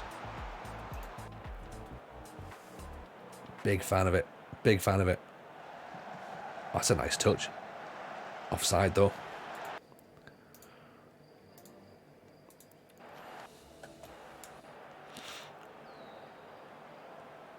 Let's get stuck in off then. Okay, so we're grinding out another 0-0 so far. It's fine. Keep the ball where it is. Doesn't have to be anywhere else. Definitely through the middle here.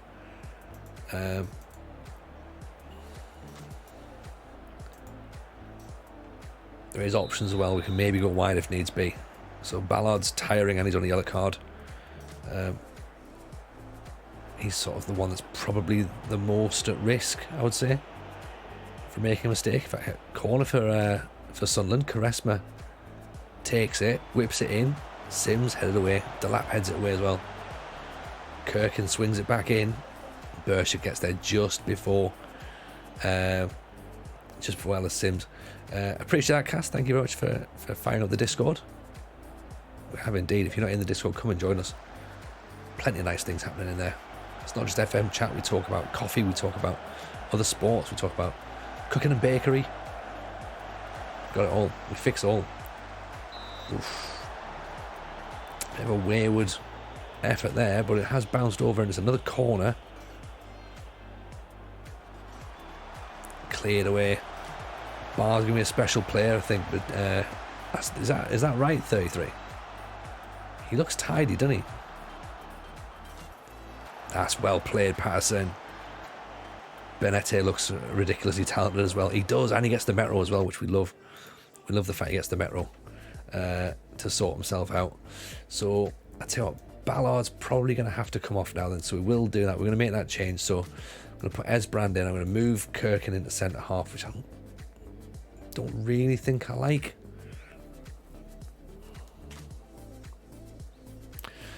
Do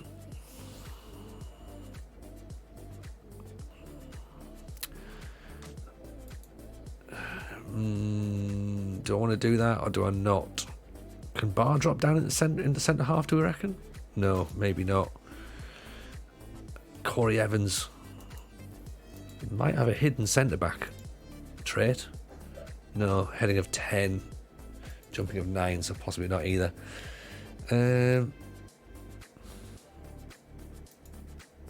Let's go with it. Let's keep Kirk in there for now because he can play centre half. He can play there. That's not the worst place for him. So we don't really want Gooch at right back. We don't want to put Luke O'Nien at centre back. Put it that way. That's not really the play. And then let's move these guys up then. So we're going to do that as well. So Quaresma's going to be replaced. You know what? No, Gooch is going to be replaced by Diallo. Diallo, of course, who likes to get goals. And then what we're going to do as well is we're going to start changing that low block as well. Start moving ourselves a bit forward. So Michu clears it. Or Wilmot's going to pick the ball up though. Bring it back through by the looks of it. So hopefully by the time this highlight is finished, we can then get that change on. So we don't concede anything off the back of it. Campbell, straight at the keeper. That'll do. Yeah, Barr very composed on the ball. Excellent. That's what we like. Right, so it's a mid block really. To be honest, that's what we went for, wasn't it? And a standard defensive line. So we start moving things out a little bit. Slowly does it. Patterson, terrible clearance actually. It's Kirkin playing on the left side, so at least he's on the right foot. Good ball through. His Michu's through. Oof. He probably wasn't expecting to be in that position, to be honest. Former the PSG wonder kid, who's currently at Sunderland on loan. I think there's a deal agreed. I think to sign him, I believe. So it'll be interesting to see if that goes through and how they exercise that option, or when they exercise that option, I should say. Sorry. So, still wondering at what point we sacrifice Barr. He's on a 6.2, so he's not really playing particularly well either.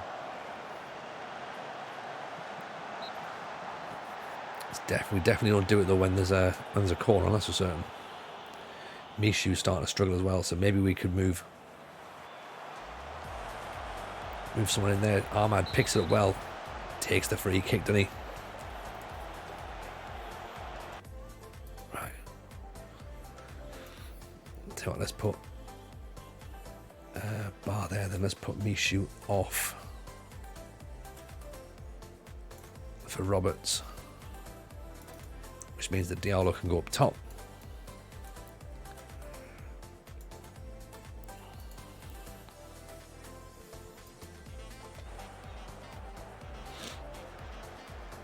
I mean, again, it seems a little counterintuitive, doesn't it? We're 0-0 away at Stoke, and the top 5 team, we're pushing on, but it feels like we're in a good spot, so why not? And again, we can always bring another defensive player on if needs be, if we have to. Oof, Delap just heads over the top, mind. Pass and launches it forward. Sims doesn't challenge this time. Sorry, there's a 9. Up over the top. Ahmad just steps away. Doesn't fancy it. Embleton. Roberts goes. Roberts goes for it. Good tackle. Back for Luke O'Nien. Embleton with a decent effort from the edge of the box.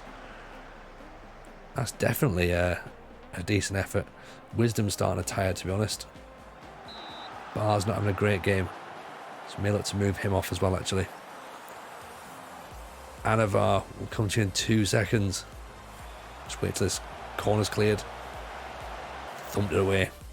Right, let's have a look here. What have we got here? So, Anavar, need some advice. Really, literally half my players want new contracts every year. My staff are always saying give them. Financially can't do it. They get pissed. Any advice? Yeah, sometimes you just gotta let them go, man. Sometimes you just gotta let them go. Like, remember, footballers are dicks. Like, footballers are dicks at the end of the day. So you'll just have to say like, no, can't afford it. Sorry, away you go, and let them go.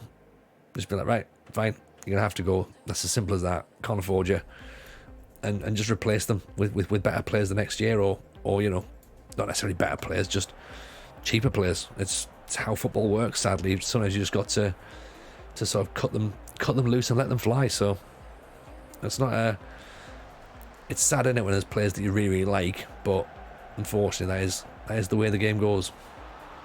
Good save from Patterson.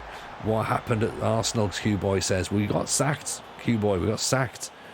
We were given an ultimatum by the club. We were expected to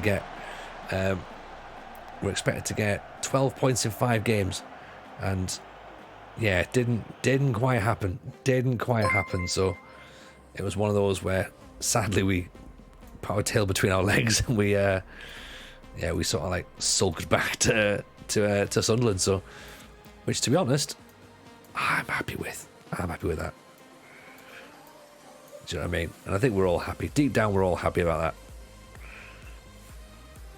Anyway, let's move that back a bit. We'll drop back into the defensive shape for the last couple of minutes. We've tried. We didn't get anything out of it. So let's hold on for the point rather than pushing for 3, which might not come. Heads just wide. That is a good point. That's another good point. We're going to slowly just keep doing this, That's all we need to do, right? Just keep chipping away. 20 shots, 4 for us. We came looking for a point, and that's exactly what we did. There you go. Mishu is £5 million deal at the end of the season, or Alessi looks like the biggest steal to us. £500,000 is starting to look like daylight robbery for a fantastic defender. Nice. Loving that. Well, when he comes back and gets fit again, then we can have another look at him. So he's out injured, unfortunately, for us at the minute. So let's quickly see. Where have you sent me a DM, Rich? You said you'd ping me some DM stuff. Messages and whispers. It's not showed up unless I've got to go into a different setting. Bear with me 2 seconds.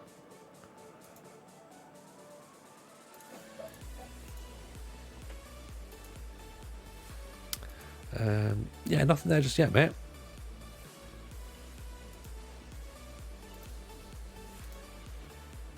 A bit strange, to be honest. They normally come straight through. There we go. Sorry, I've refreshed the screen. Here he is.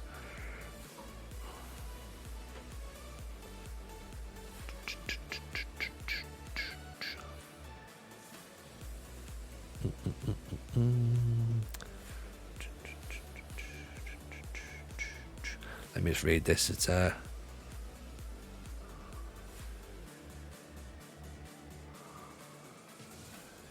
Let me read.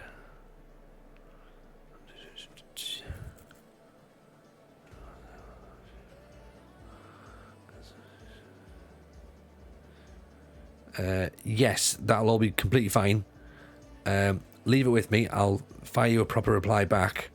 But from the very, very quick reading, from what I can chat about on stream, I'm just going to say yes. Yes, something can happen there. We'll help get that sorted out for you.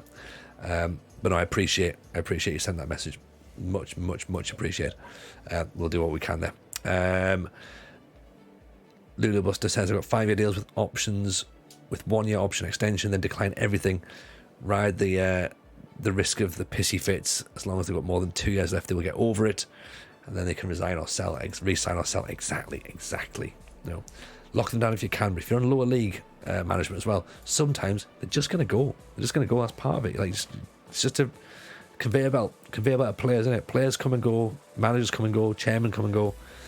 chairperson, sorry, come and go. The club stays forever. I suppose it is. Is it true they've released a patch after Villa signed Gerrard? No, there's the patch. There's something that's been tweaked as well, Q-Boy. I don't know what it is, but something has been updated ever so slightly on it as well. But I haven't had a quick look to work out what that is. So we'll see. Anavar as well, but I appreciate the bits. That's very, very kind indeed. Sorry, I didn't clock that you'd chucked in some bits, but that's very kind. Thank you for that. Much appreciated. You're a wonderful egg, you. Don't think if anything's been patched, apparently, so according to Cass. Well, I guess we'll have to have a look. We'll have to have a look and see what's what. Obviously, we're in the middle of an active game right now, so any changes that happen, it's usually data changes that you'd have to start a brand new save for to notice anything different. If there is something that's happened to the game and the match engine and how things work, then it will be updated in this save as well, because they're usually save compatible. And then of course when we start going into the main save, the first patch will come straight away after that as well. So again, there's always that thing of going like, start your first game, brilliant, yeah, get it done. There's a patch coming straight after that'll fix a couple of things that will of course happen in the first probably week or so or something. To see how you get on. Zar Emery indeed. Very excited about that. Didn't expect it. Did not expect it. Saw it coming. Little bit of news about it last night. I was going, I'm not convinced that he's going to be here, mind. But if he comes, brilliant. Over the moon with that. But I was still very much in the team Sean Dyche. I thought that's what we were going to end up with, which I would have been delighted with, by the way. But yeah, Emery's rocked up, and it's like, oh, hello. Very happy about that. So we'll see what happens. So yeah, terribly exciting. It's a bit strange being a Villa fan. You tend not to get excited about stuff. You tend to sort of have to be slightly pessimistic and go like, well, you know, sure, whoever we get, everyone else has turned us down, or we've not even bothered asking the question. Whereas now it's like, oh shit, we asked the question. We asked a question of a good person, and they said yes. So we'll see what happens. I'll be honest, we will see what happens, because I was relatively excited about Remy Gard turning up, and that did not go well. That went terribly, in fact. Yeah, Matty, it happened about 3 hours ago, to be honest. He was. It's all announced. It's all over the Villa Twitter. Have released it, officially announced it. So it is. It's not just a Fabrizio Romano thing. It's it's an official thing. So yeah, that's what happens now. I think we're going to go for Bradford. Let's do this then. Let's try and do this 4-2-4, shall we? Well, that's been working pretty decently. Although I'm worried if we go too attacking from the start, maybe that's going to come and catch us out a little bit. But hopefully not. Couldn't see Dyche at Villa. Whether fair or not, his vision's direction at Villa will not be seen as fitting with Dyche's history. Yeah, it's an interesting way of looking at it, I guess. I think that he sort of seemed to, by all accounts, he seems to have dropped a hint that he might be on his way back to Bournemouth, which could be an interesting one. So we'll see how he gets on there. But I guess we just wait and see, isn't it, really? He's definitely a good manager, and he'll do, wherever he ends up, he'll do well. So if he ends up at Bournemouth, great. If he ends up at Everton, I think Everton would be a really good fit for him, to be honest. If that's the thing, if Leicester can afford to sack Brendan Rodgers, I think Dyche and Leicester's a good one. But by all accounts, he might even be on his way to Leeds. So there's a lot of options for him. Dyche is good, but his style of football is grim. It is and it isn't, though, isn't it? Because the thing is, like, it's not. He's known for this sort of like in agricultural football, but I think if you break it down, he's not that agricultural, really. Like, you've got to work with what you've got at the end of the day. You can't go into, with all due respect for Burnley, you can't go into Burnley and go like, right, what we're going to do is we're going to try and play beautiful tiki-taka high intensity, high pressing football, and it's going to be that. And you're going to be looking at the Burnley players are going to be going, no, what do you mean? There's no way we can do this. Like, you've got to sort of like have a look around and go, right, what can our players actually do? What are they good at? And work from there. So that's what it is. If you put him in a side that's got players who can do that, I'm sure he'd try that. But if he went to Man City, as FM23 was saying there, if he went to Man City, he's not gonna play Route 1 at Man City, is he? Let's be honest. Or direct football at Man City, of course not. There's also the possibility he gets the England job as well. Let's not look around that. But then that's going to cause a lot of England fans, I think, to complain because of the very reasons there of going, oh, but he plays direct football. Then you're, well, will he or won't he? It's probably an argument for England actually should play direct football, because the defensive football that they've been playing recently, people don't seem to like it. One and John, Burnley didn't have resources. Some people had to pigeonhole managers. Same thing happened with Big Sam Allardyce. Agreed, 100% agreed. As I say, I think you're right. You can't expect, like, you can't. Yeah, it's that whole thing. Like, you pay peanuts, you get monkeys. Like, you can't expect him to be able to have a team that plays like Man City on a budget of one of Man City's players. Do you know what I mean? Like, it's just not going to happen. It's not going to happen at all. And I think that's a good thing. Like, I don't think all teams should play the same. I like the fact that there's teams who are very, very different, because it means you've got to mix it up. You've got to think. Go, right, okay, so how do we work against this? There's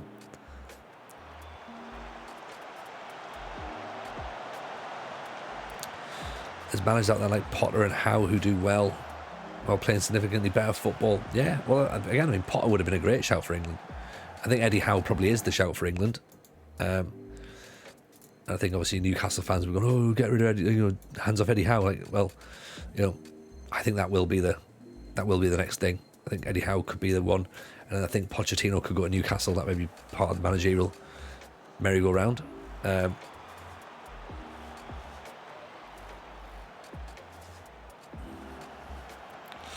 But who knows? Steven Gerrard to England, there's an idea. Alice Sims gives us a goal in the League Cup. You've been playing one way for years, all your prep, training schedules, lesson plans. If you're a director, how do you have confidence you can switch overnight to different playing style?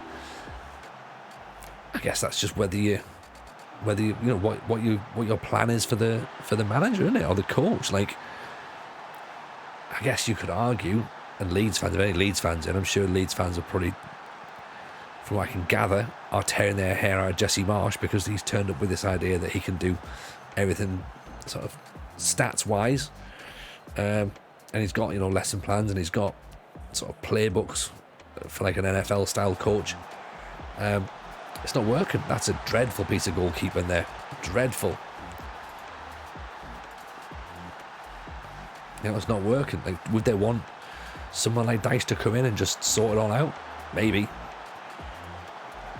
It's never overnight. It took a few months for Howe to change our style when we got there. Yeah. Also as well, you've got, it's not just getting the style, it's getting the players to buy into it, and then it's getting to buy the players that you need.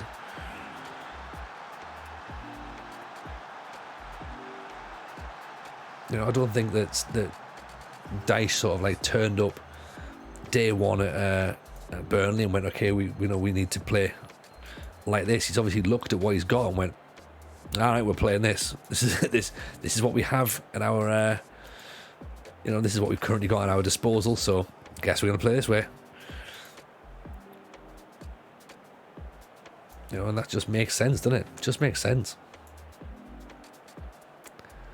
Play where it lies.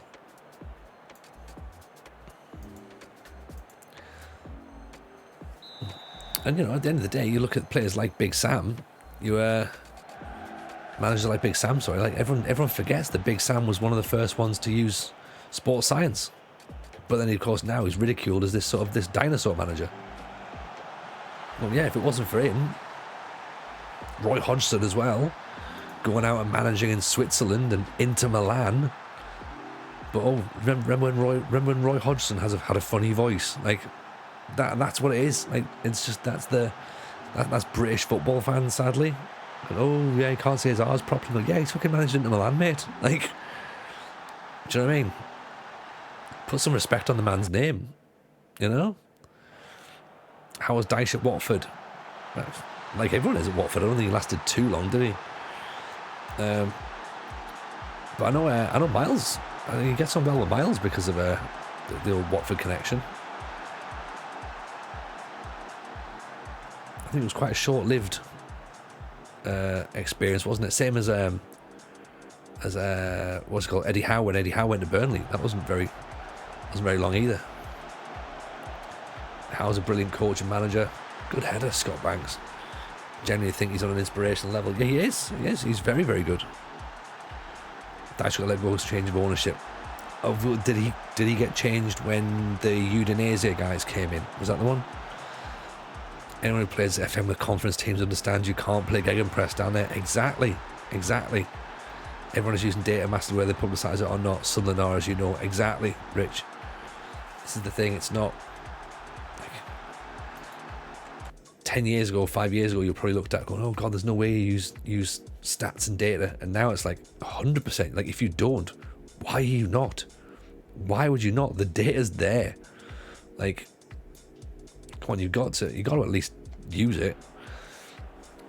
Dad's having the same conversation tonight, which is bizarre. If you listen to Dyche interviews, he's a really smart bloke, some really interesting theories and techniques.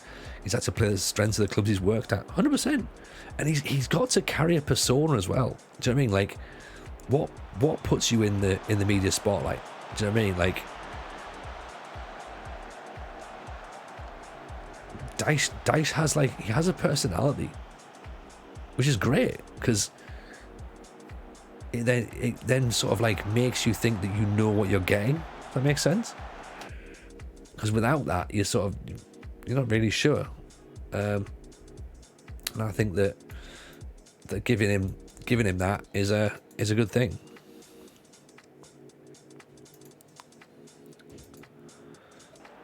Led Watford to their best finish in 4 years. Well, didn't he get Burnley to like 7th or something?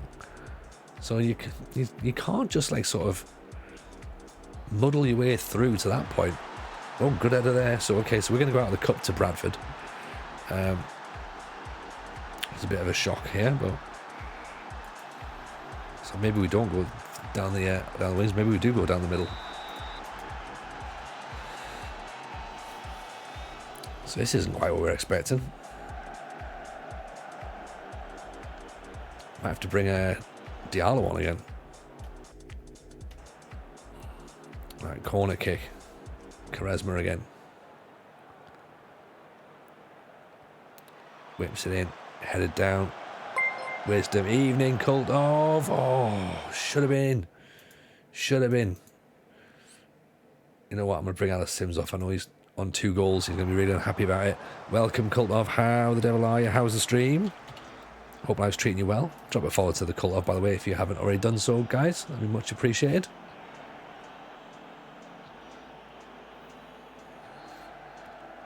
Benete tackled. Come on, speaking about people who know about the use of data, Kultov's save last year was all Moneyball, so knew exactly what he was doing with all his stats and analytics. Boston Lad Gaming, appreciate the follow. Bradford have made it 4-2 now. Game's over. We're out the cup. Which, you know what? In a sense, that's fine because we don't have the squad for a cup run. I'm going to put a positive spin on it here. It's not the end of the world. Let's just enjoy life in the championship. But somehow we clear that. Quaresma back to Bar, tackled. Bar, Quaresma again. Yeah, we're not having a good time, to be honest, tonight. But in this match, but as I say, it's not the end of the world. obviously, if it affects morale going forward in the league, then it's a huge issue. Handball, surely. How has he saved that? How the hell has he saved that? Unbelievable goalkeepers. Cleared corner. Esbrand pings it back in. It's been me getting told off by Mrs. J for shouting.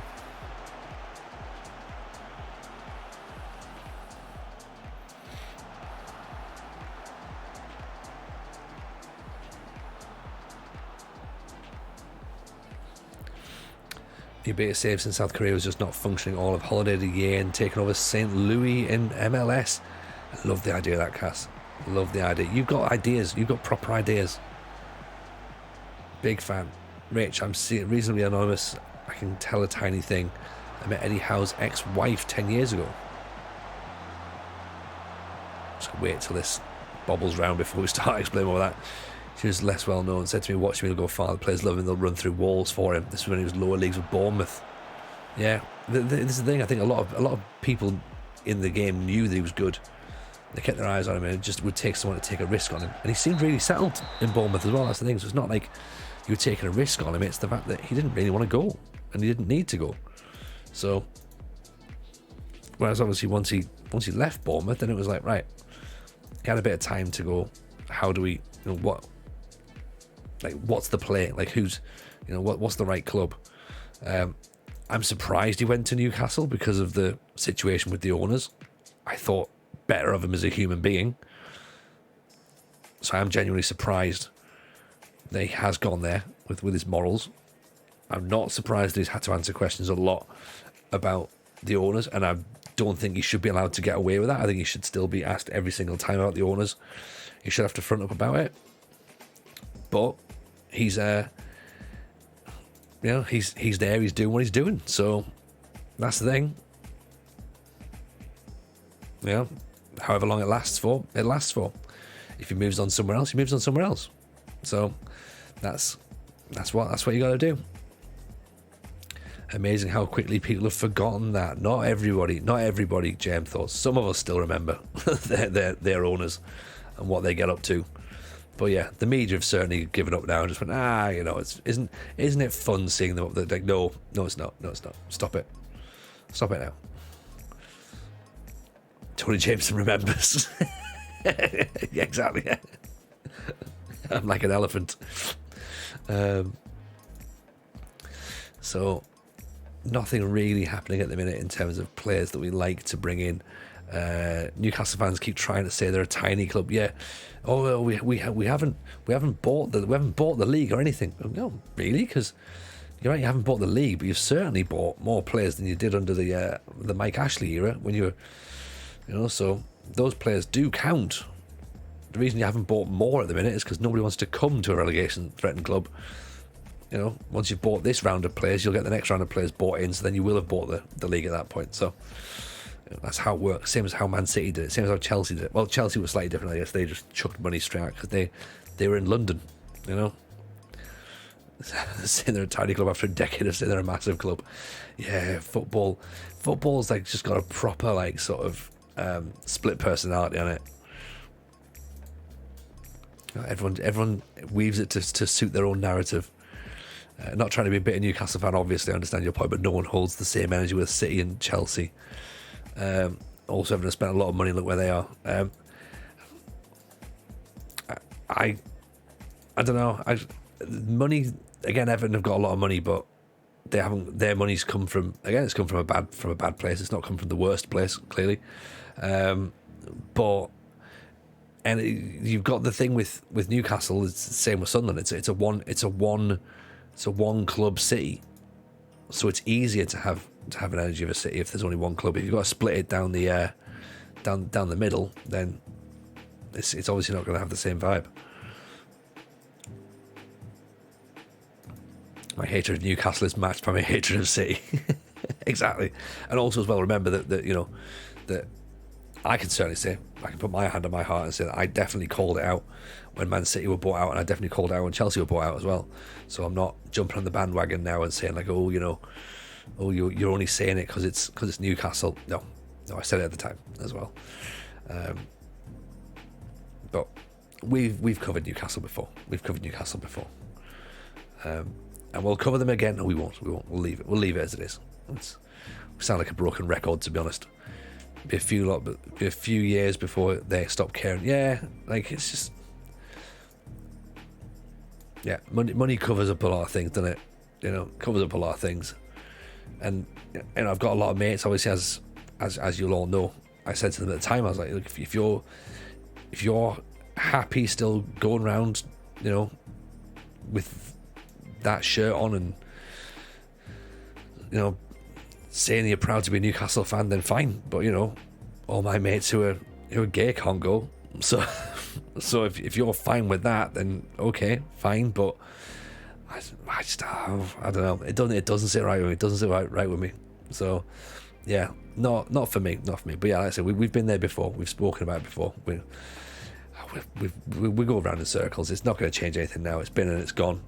Well, it won't go, sadly. Yeah. Well, why would they go? Why would they go? The owners think that homosexuality is illegal, so and punishable by death. So why would they go to the football? Why would they give money to those owners? Horrible. It's madness. You know, the owners don't even think that some of their fans should exist as human beings. That's disgusting. It's my view on it. Some people in the chat do share the same view, but obviously this is me saying it right now. And again, they're born and raised in the city as well, so that's the thing. The owners will go eventually, but my mates will still be there. So I think they feel as though they've been. Well, yeah, their views don't count anymore. So. Oh yeah. They should have. Yeah, the whole Super League thing should have happened. Just get rid of everyone. Start again. This is part of the reason I just don't like the Premier League. I mean, like, it's been going this way for years anyway. The whole idea of the Premier League, I suppose when you go all the way back, it was a terrible idea.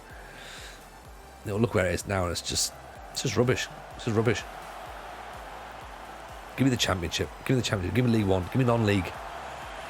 That's what I like. But each to their own. Each to their own, I guess, isn't it? You know, some people love it, some people despise it. Enough people seem to buy into it, so it's like Marvel movies.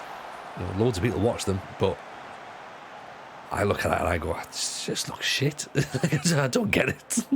I don't understand why everyone seems to think this is brilliant. You know, but as I say, each to their own.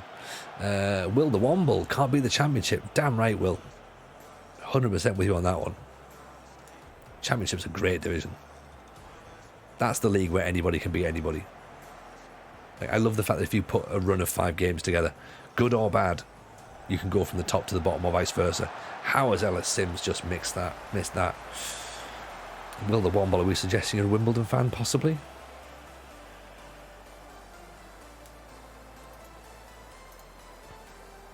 So, pretty tight match this one, to be honest. No one's really creating much.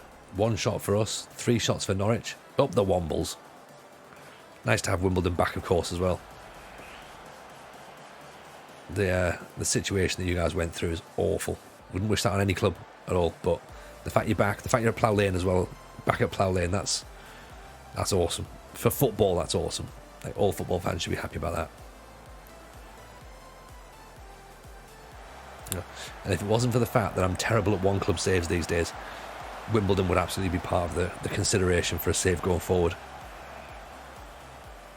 Do a proper, do the classic rebuild for Wimbledon, get them back into the Premier League. You know, but you know what? Do it not the crazy gang. Do it the sensible gang way. Do it with data science. Do it with tick-a-taka football. One club says, what are those? Very short. They're very short casts is what they are. We did a one club save with Arsenal last week, remember? It was brilliant. Another team that's controversial is Filed with a corrupt chairman. Oh, is that right, Eddie? I don't know much about that, to be honest. We'll have a little Google of it, but or if someone wants to pop some stuff in the chat, then let's have a little look about that. Unless, of course, it's like slanderous, then don't put it in the chat. Okay, so they got arrested, right? That's fine. That sounds like something we can talk about then. That's okay. Because yeah, if it was going to be slanderous, then I was like, yeah, don't put that in the chat. Actually, I have to think of that myself.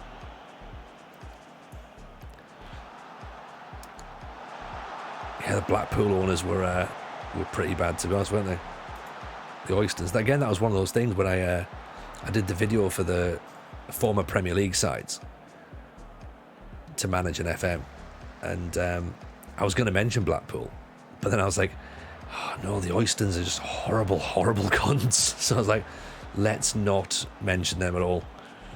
So yeah, so we decided not to bother mentioning Blackpool, sadly.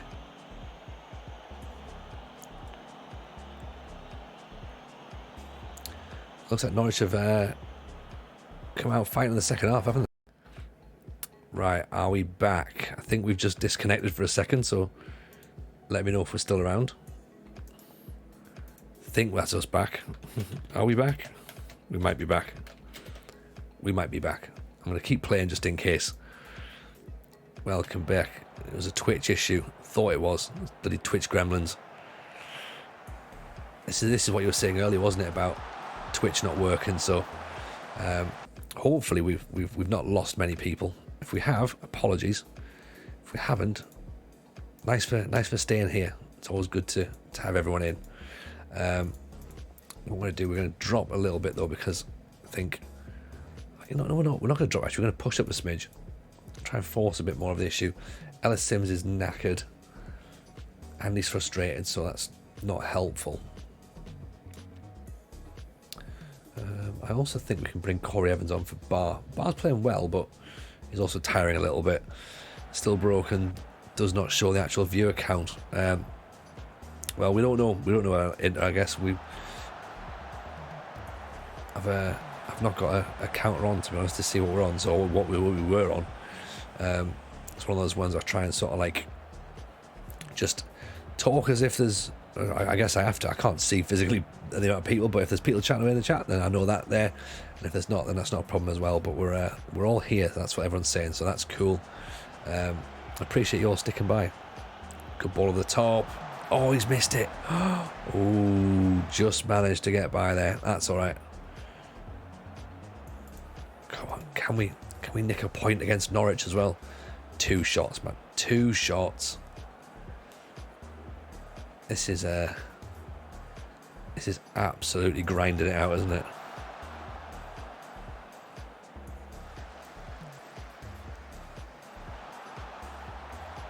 Good block again.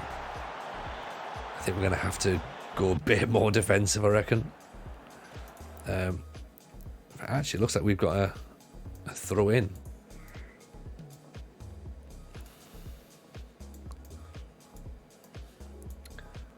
Have we got a throw in? We have. Direct counter-attacking football, that's what we want. What's happening here? Roberts gives the ball away, gets the ball back, cuts back inside, bobbles it over the top. We've got a corner now. We've got a corner. No, we haven't. Sorry, I got too excited. I thought, hang on, we've got something here. No, we haven't. In NFL news, the Gillette Stadium's power keeps cutting.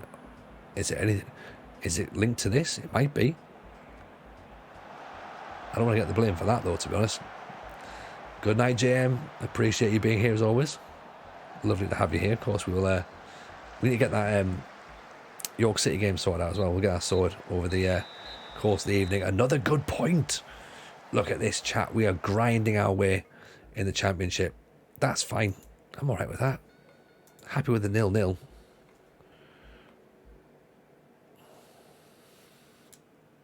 Oh dear, sounds like littlest Jameson isn't very well. That's not good. He's coughing away downstairs, so hope he's not got COVID again. He's always got COVID, this lad, you know. Bless him. We're up to I was about to say we're up to 9th. I saw Norwich, I was like, oh, we're up to 9th. Oh no, we're Sunderland these days, aren't we?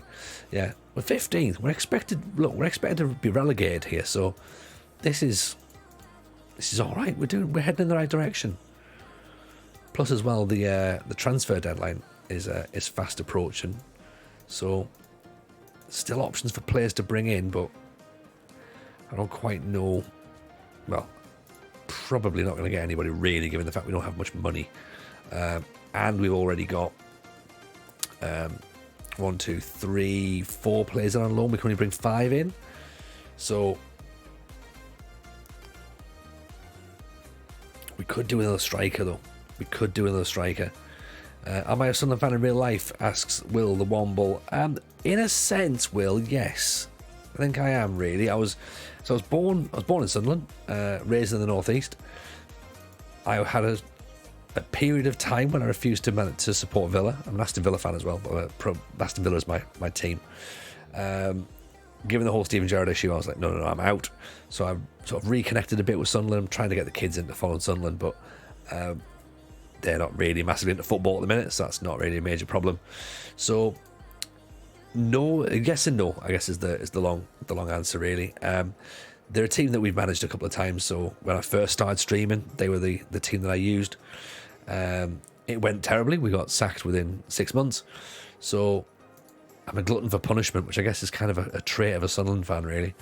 So came back again, and here we are because we did a really, really, really short Arsenal save that lasted 3 days on the beta. So read into that what you will. We got sacked. So this is what we are. So we're going back to Sunderland because nothing bad can happen when you're at Sunderland. That's what we say, because it's probably already happened. I keep going back to this Leo Bonatini. I mean, he's a Brazilian striker, 6'1", gets into the opposition area, plays with his back to goal, likes the ball played to feet, deep line forward.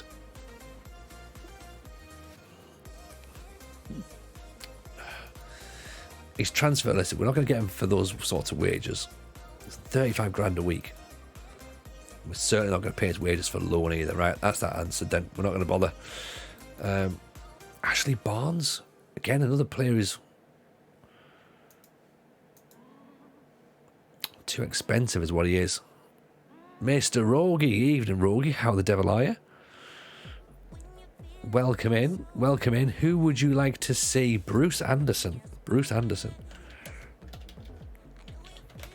Hope you're well, buddy. Pleasure having you back in. Bruce Anderson, the king of Livingston. He is good. Pressing forward, 3.5 stars. Decent first touch, composed. Good off the ball, good teamwork. Potentially pacey. He could work with big man, little man, couldn't he? Hearts want him as well. Let's have a little ask about him, shall we? See what the situation is between 120k and 1.2 million. Okay, so that's probably... Well, we haven't got the money for that, but we can certainly get him scouted, though. And if he comes up for loan, that's not a bad option, Sir Rogie. Welcome in. How is Haaland scoring 2 or 3 goals each game? He's on 4 goals away from last year's golden boot record with 26 matches to go. Because he's good. He's good and he's in a good team. That's why. That's pretty much it, to be honest. Matty, is this the beta save or are you continuing it till the full release?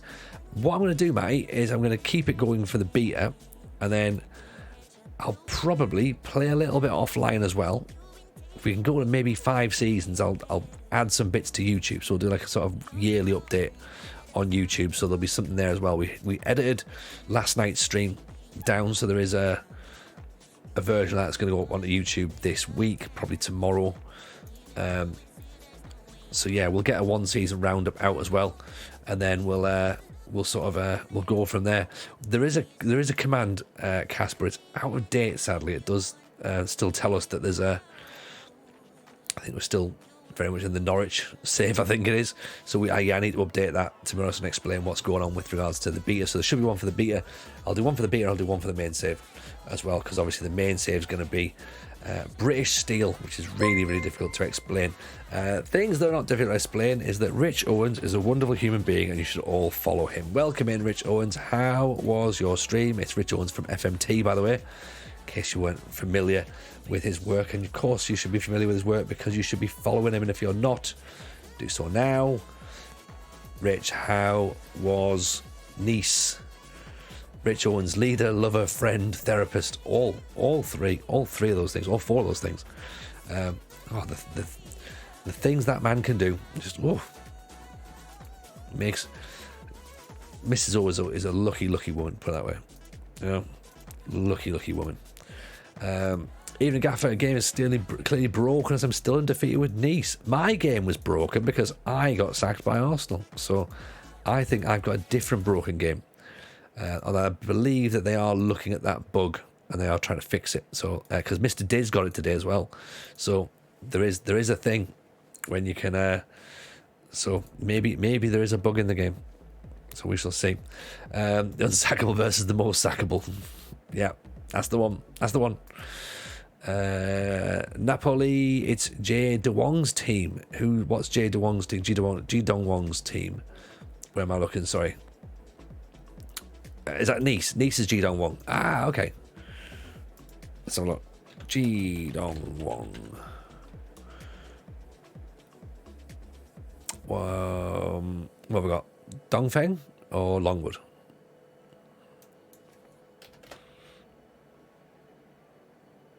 FC Seoul, that's the one. This one here, yeah. Ji Dong Won, there he is. 31-year-old striker. 6'2". I mean, again, we're not going to get the word per. Oh, I mean, there's your narrative. Get him back. Get the boy back. Oh, do you reckon we could do it? Not for sale. Unwilling to sell. Oh. Never mind. Arguably the most importantly, Ross Barkley assisted Aaron Ramsey in the last game of the stream, so I've tactically completed the game. I think you've also killed a human being as well, Rich, if Aaron Ramsey scored. So the question is going to be, who have you killed? Kim Sung-young as well, former Sunderland midfielder. G scored the win against Man City. He did. He absolutely did, didn't he? What a guy. How are we finding the beta, asks Jack Devlin. I'm enjoying it, I'm enjoying it. I think it's tough.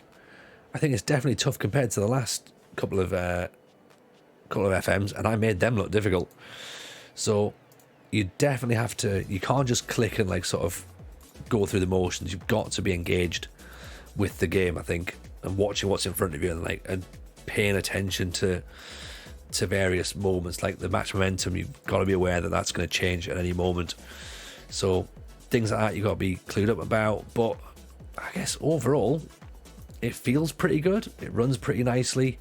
As I say, there is that issue where I think too many players get to the byline, and rather than cutting it back, just smash it against the, into the side netting. I think that's a bit of doesn't quite work. So that maybe needs to be ironed out. Tactics are more challenging than having observed streamers. Yeah, I think probably, Rich. I think there's a comment in last night in the chat, which I think, although facetious, was probably pretty accurate. He was a guy who was saying that there's obviously waiting for certain tactics to get cracked, which, yeah, I think that's probably fair. I think there's some people are hanging about for working on the meta, and I hate that terminology, the meta, because I understand it. Like, we're talking about, this being a game, but I like to treat it as football. So that's why I'm not looking for what breaks the game. I'm not looking for how to exploit the match engine. Not to say that, people who do that shouldn't do that. I think you should do that. If that's how you want to play the game, then you're completely welcome to do so. But for me, I'm very much a case of, I'd rather just play as I am, and if we do well, great. If we don't, not a problem. Doesn't really matter. Bust the Nets thread is brilliant. You're right, Cass, it really is. That's a good point, actually. I'm gonna copy that and put it in the chat here. If you haven't read it, have a look at it, because it does explain a lot of what's going on with regards to the current way the game's playing. Now, let me just see where I put it. I think I put it in the tactics thread. Yes, tactics. There you go. Yeah, have a read of this. It makes complete sense. It's all about transitions. It's all about sort of thinking about risk and reward rather than sort of like engaged and disengaged possession. So struggling with getting scout recommendations, looking for youngsters. I'll figure it out though. I think everyone will. And you know what? I think the thing is, why would you want to break the game so early? Like, why would you want to be winning from day one? I was asking this last night in the stream, and I think we had a bit of sort of like back and forth. I think some people were sort of on my view, and there was a couple of people very much on the lines of, I play the game to win. I like winning. And I think if your personality for me is that I don't really care, like I'm not competitive, explain that to people who are desperate to win, they just don't get their heads around it. They're like, well, why would you play if you don't want to win? I'm like, because I'm in the entertainment business. This is like, I'm making a product that people hopefully enjoy watching and want to hang out with and engage with. It's not about winning for me. It's about just trying to do something that's quite fun. We all get to have a nice time and meet like-minded people. That's how I see it anyway. And I could be wrong, but that's the way that we do it. And as you say, Cass as well, yeah. And there's also a bit of narrative as well, which, let's face it, never goes amiss. Danny Barlasser, he's a good player as well in this division, so we need to keep our eyes on him. And Connor Washington, our old boy from the FM show. We'll shout the FM show again, of course, if you haven't already followed that, please do. Obviously, we've shouted out FMT. Again, comes out tomorrow. Can't wait for that. Can't wait for it. Brilliant. Very much looking forward to seeing how Rich, FM Girl, Jebaru, the United City FM, see how they all get on. It's going to be fun. Will the one where I try and build my tactics is close to how I would like to play in real life? Exactly. That's what you've got to do. And why would you not? Why would you not do that? Am I still going to do the British Steel Challenge? I'm certainly going to attempt it, Jack. Yes. Certainly going to attempt it. Whether we complete it or not is going to be a different matter entirely, but we will attempt it. Jay Matete is back. He served his ban. He's been suspended, having got sent off against Coventry. Let's put him back in the side now. Looking forward to doing British Steel. Cass is in it as well. Cass, I've got a feeling you're going to be way ahead of me on this one. You're going to do so much better than I do, but it's going to be nice to have someone to share the pain with, I think.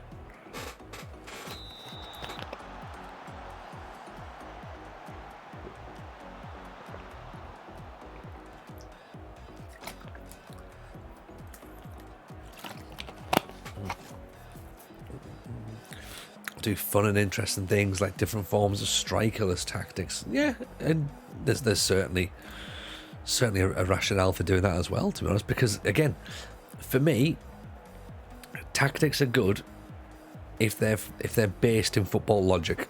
Like, I had an asymmetric system last year, using PvP a lot. Yeah, and Sim's a great strike. Terrible goalkeeper, but a great strike for us. Like, people looked at it and go, oh, that's a bit weird. But it made sense. It made sense in football logic to look at where the players were in the positions and the roles they were doing. So I'm like, that's fine. That makes complete sense. Players will naturally sit. You don't always have your midfielders in perfect alignment. So I was like, right, let's make that. Strikerless seems to work quite nicely. Defensive midfielders seem to be pretty strong on this game at this point. So from what people are saying, but I'm also trying to keep away from a lot of this chatter and noise, because it's sort of like it just makes you think about it differently. Like, you start to panic, you start to second guess yourself, you start to be like, oh, what's X, Y, and Z doing? Like, what works in the match engine? Like, all the rat tactics towards the back end of FM22, the big meaty men. Like, you got to remember, like, it went through massive changes from big meaty men to left backs, and it's all because you start watching people play PvP and you're like, oh, I've got to have these sorts of players doing it, X, Y, and Z, and then you just go, well, there's only like 4 players that really fit that system that I'm working with here. So you just lose the actual momentum for it. Robert's mama, welcome in, appreciate the follow, very kind, thank you for that. Rich Owens, this is an interesting point here Rich Owens is about to make, as the ball's played through for Ogbene, makes it 2-1. Okay, Rich Owens says, I've made a Tony prediction on stream about your upcoming time in Scotland in the British Steel Challenge. What have you made? What prediction have you made? That we're going to get stuck in Scotland? That we end up at Aberdeen? That we don't even go there? Is that what you're trying to suggest? What's your plan, Rich? What's your recommendation? Ferguson whips it in. Oh, straight at the keeper.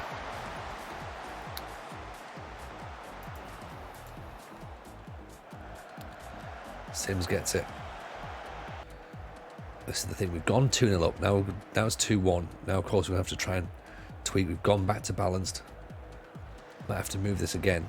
This is the problem. Once the momentum shifts, it really shifts. And this is what you got to be like really clued up on, is keeping those momentum changes to a minimum, because otherwise the team just overruns you. Great ball. That was a nice animation, actually. Connor Washington. Oh, our boys scored. Our boys scored against us. Let's clip it. By the way, we'll send that to him. He'll be happy about that. Yeah, if someone could do me a clip for that, that'd be much appreciated. Great finish as well, mind. He'll refuse to go anywhere Old Firm and try and win it with Motherwell or Hearts before inevitably the Celtic or Rangers job and then smashing it in one season. That does not sound like me at all, Rich. That sounds exactly like me. It sounds exactly like me. Christmas Sims gets it away. Yeah, that's 100% how it's going to be. Or what you've also failed to mention there is that we will not be Rangers or Celtic, we'll struggle along with everyone else, then we'll take Rangers or Celtic, and the team we've left will win the title before us. That's a possibility, right? I hope he'll hear real money in the form of gifted subs if Kilmarnock end up in Scotland managerial list. We can make that happen. We can make that happen, Rogie. I think we're all keen to see that. So Mishu isn't having a great time. Let's move him up for Pritchard, I think.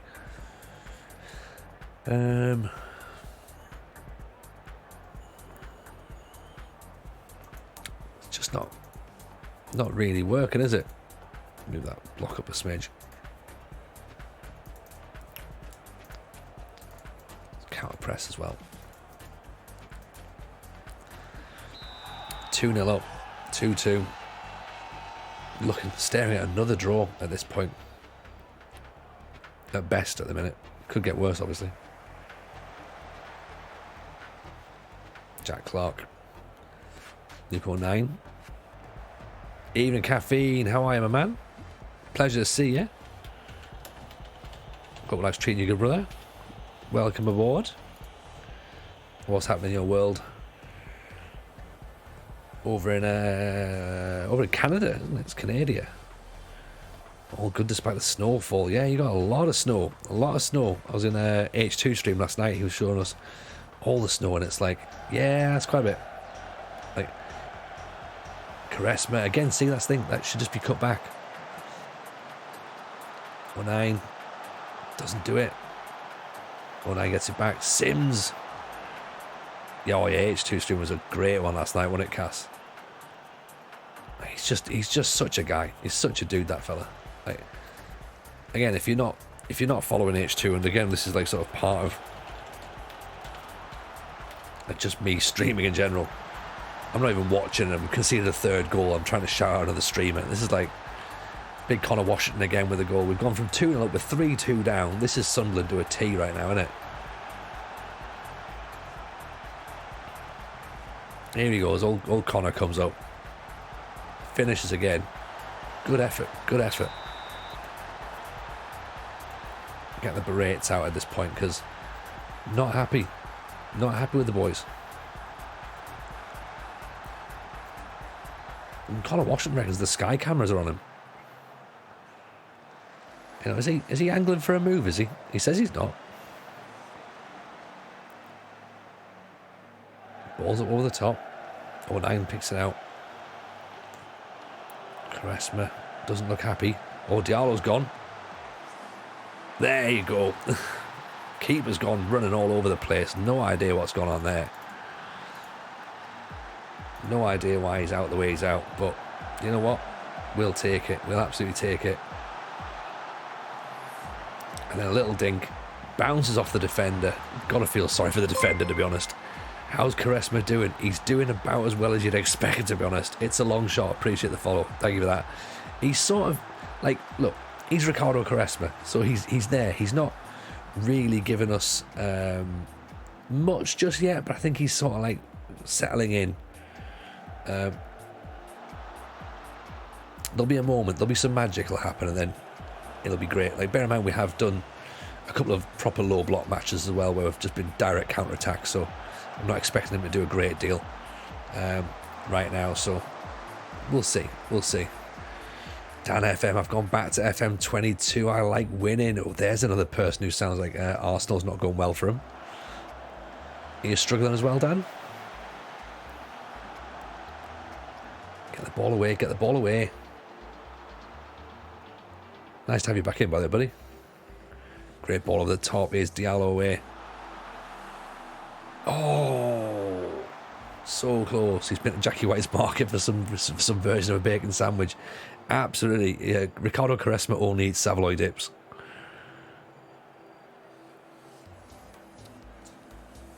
He stood outside Hot Rats trying to get imported CDs. Is Hot Rats even still there? Pop Rex is there, obviously, so I presume he's Ricky. Oh.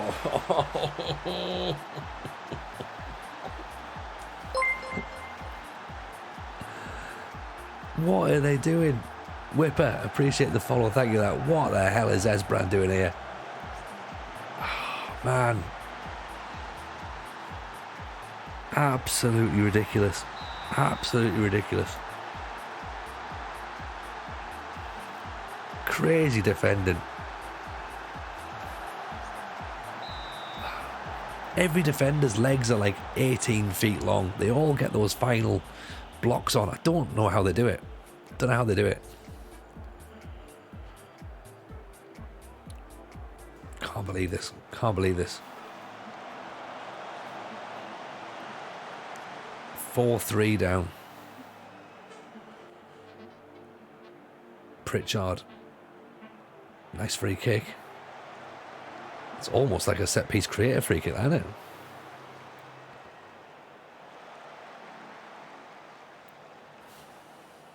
I know you can do that previously, of course, but every stream I see AI teams getting down the left-hand side. Yeah, that's a good shout, actually. I don't know whether it's because the camera's that way and it just feels like that, but you might be right. Here's Ross Stewart, though. Pings it in. Intercepted. Oof.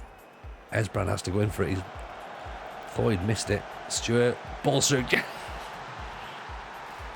That's more like it. 4-4. Hopefully we can celebrate another draw. Fair play, Esbrand, actually. He's very brave going in for that ball. It's a 50-50. At best, it's probably even a 60-40 in favour of the central midfielder. He goes for it. Pops it in. Great ball from Ross Stewart. Turns. Pings it in with what you would say was his weaker foot. That right foot. Brilliant header from Ellis Sims. Now, is there anything still left in this? Is there anything still left in it? Let's put Paddy Roberts on. 4-4. Can we get one more chance? Maybe. Might not be for us, though. That's the problem. Danny Bath gets it. Esbrand, Stewart. Diallo. Esbrand. 4-4. We'll take that. We'll absolutely take that. Fair play. Connor Washington getting himself a couple of goals, man. That's decent. He'll be happy with that. Very happy. 4-4, man. We were 2-0. We were 2-0 up. We were 2-0 up and we drew 4-4. We went 3-2 down. Oh, unbelievable. Unbelievable. Fans want a permanent deal for Ellis Sims. Damn right they do. Got himself another 3 goals tonight. So that's only 4 goals in the league for Ellis Sims. How bizarre. I thought he'd scored more. It felt like he scored more. I mean, I know Diallo's getting quite a few, so maybe we're just thinking, all right, he's up there or thereabouts, so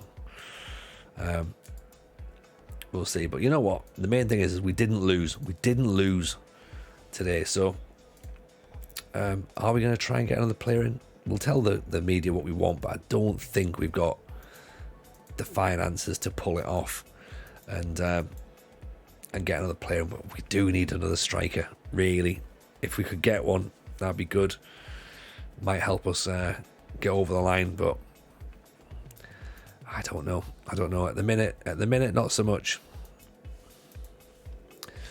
So we'll do deadline. We'll do transfer deadline, and then of course the next match is Middlesbrough away. So we've got a derby game away from home. We've only won one bet. We've only won one match in the league. 4 draws. Okay, that's fine. We can do this. It's going to be a long build up, this one. You know what? Let's have a look at old Connor Washington, shall we? What's he saying? 30 years old. 1.5 million. We can't afford that. Right, Connor, what are you reckoning? He could come on loan though. This could be a bit of narrative. We could take it, swing him round, press him forward, take out that payment there though. He's just scored 2 goals against us. He's got 8 goals in 8 games, 5 goals in 6 games in the league.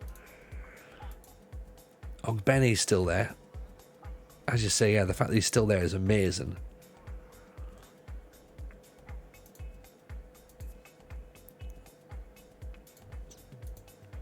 He's worth a few quid, like.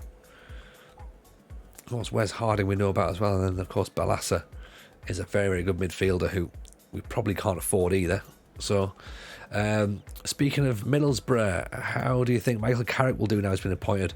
I don't know, to be honest. It's always an interesting one when you get former sort of like former footballers really go and become managers. Carrick always struck me as a very chilled out guy, a very methodical guy. I think he'd suit management, really. And yeah, I think it's a decent appointment. Really, I can see it working. I can see the thought process with it working. You know, whether it works or not, I then don't know. But it doesn't strike me as odd, if that makes any sense. So yeah, fingers crossed for him. Fingers crossed he can do something decent. Matthew Hope, American striker, formerly of Schalke, is available on loan, but I don't think we're going to be able to bring him in either because of obviously the work permit issues. Panenka, how do you play the beta? Well, you need to buy the main game is what you need to do, or pre-order it. We've got a link here that gets you it for £32.05. That's of course UK pounds. Convert that into whatever your national currency is. And then if you pre-order it, then you get access to the beta straight away. And of course, the main game comes out on the 8th of November. So, yeah, that's how you get to play the beta. How many hours do we put into FM each year? I think it was about 1,400 hours last year, 1,500 hours last year, which I guess for some people is a lot, but then for some people that's not seen as much. So, it varies. I think it's a game you definitely throw a lot of hours into, and you maybe don't realise until you look at the little sort of tick on Steam, and you're just like, oh yeah, that is quite a lot. Actually, that is quite a lot. Sam Surridge is available from Forest. Transfer listed though, so I don't know if he's going to come on loan. £7,000 for a striker we don't know too much about. Frank Newble, remember him? Cameron Jerome. Again, we probably can't afford Cameron Jerome. He's 36 years old as well, so we probably don't want that. Naki Wells. It's only 5'7" though, but then again, he could be we do have a couple of big men, so maybe he could be the little man, I guess, really. Curtis Main looks pretty ferocious. Jutkiewicz, the Polish striker who plays for Birmingham. Alex Samuel, I'm sure we used to buy him a lot back in the day. Really quick. Finishing's not great, but really quick. Wasn't he at Wickham? He was, yes. He was.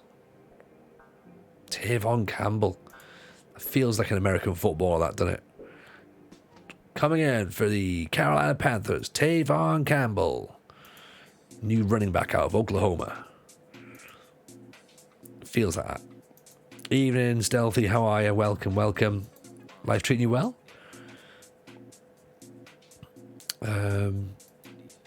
Regards Michael Carrick, who knows, very underrated as a player for too long, should have been a major feature of a alleged golden generation. that old chestnut. Always like to see young managers get a chance. Hope he does well and succeeds. I think that's a fair thing to say there, to be honest, Rich. I think he's absolutely one of those understated players. I think because he played in an unfashionable position. That's the thing. Like, nobody, like, if you're a defensive midfielder, you're doing all the sort of the quiet, dirty work that nobody really sees. It's the Claude Makelele rule. Like, it was always that thing of you never knew what he did until he wasn't there, and then you're like, oh, there's like a massive gap, and you go, yeah, that's it. There's a massive gap there. Daniel Jefferson, I don't know much about Daniel Jefferson. 6'3". I'm guessing that acceleration and finishing is at least 13. He's available on loan for free. Let's shortlist him for now. He's undefeated as a manager. There you go. That's what it's all about, isn't it? Carrick could be a good appointment. I think he will be. I think he'll be all right. Jaws the Hoop, appreciate you being in. That's lovely. Gifting out tier 1 sub. Thank you very, very much indeed. It's very kind of you. It's called Interest has got it. There you go, Interest. Dave Goodger, we could get a West Ham player for Dave Goodger. He looks reasonable, actually. Isaac Davis.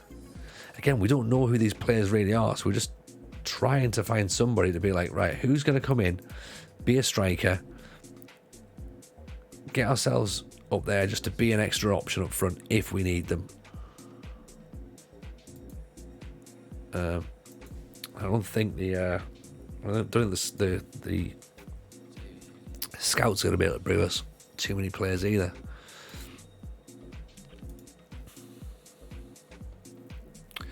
Yeah, Jerry Yates, they've been looking at him for the start, so but he's going to be too expensive. Jefferson's from Plymouth. You got him at Plymouth, very good for League One level, but maybe not the Championship. Okay, that's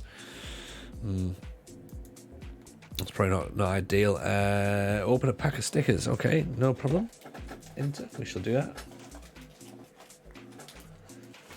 Oops. See a couple of United's young lads getting loans in January. Yeah, that's probably the thing. That use your old club's connections, get them done. There we go. Euro 2020 stickers about to be unveiled. Let's get those packs opened, shall we? Obviously, we'll get this match done. This transfer window done. Then we've got the Middlesbrough game. Ironically, we should probably play the Middlesbrough game, shouldn't we? So we've got the Belgium team huddle just there. Belgium team huddle. Tielemans and Witsel as a doubler. Enes Bardi and Elif Elmas. Alexander Karavayev and Rabbi Matondo. So there you go, there's your stickers. Nobody is jumping out at us. And also there's no strikers in the youth setup either. That's a problem. That is a problem. Might quickly jump through. Evening, Scooter. How are you? Welcome. This is a pleasant surprise. I was actually going to come and raid you, to be honest, but if you've decided to give up and come over here, thank you very much indeed. Welcome, everybody, by the way. Welcome. Big shout for Scooter. Of course, we love the main man over here. If you haven't followed him, please go and follow him. He's a wonderful human being. Just got back streaming tonight. He's been out for a while, but here he is, back in. How was it? Hope it was good. Beat a DM Dragon. Welcome in. Appreciate that. Save your scouting, says Matt Blade. Is that regarding who we were talking there regarding Jefferson? Yeah. Scoots Raid Maladin's in. Evening, Maladin. Pleasure to see you as always. Welcome in, of course, Raiders. We are currently managing Sunderland in the Championship. We don't talk about what happened at Arsenal in the 3 days that we were Arsenal manager on the beta. Got sacked, everyone. It was quite funny, to be honest. But this is what the beta's all about, isn't it? Beta's all about is just turning up, having a bit of a laugh, seeing what you can do, and getting sacked in record time is how I play it. So that's the way we do things around here. So if you like that, drop a follow on us. We're here every Monday, Wednesday, and Friday. We'll do probably more during the beta and obviously the first start of the game cycle, to be honest. Lukey Moto, appreciate the follow for that. Also as well, if you want to follow the Football Manager Show, which is a podcast we do with RDF Tactics as part of The Athletic, then do, of course, come and follow us over there. We drop them every Wednesday. So again, it's a nice place to hang out, you know? I'll let you just soak all that in and be like, have you been sacked already? Go, yeah, of course I have. That's what we do around here. IAL up the FM show. Yes, thank you very much, IAL. Appreciate you for being a fan. 3 days, yeah, 100% caffeine, 100%. Got to be done. It's kind of a thing. Like, you know, we always say that everyone around here.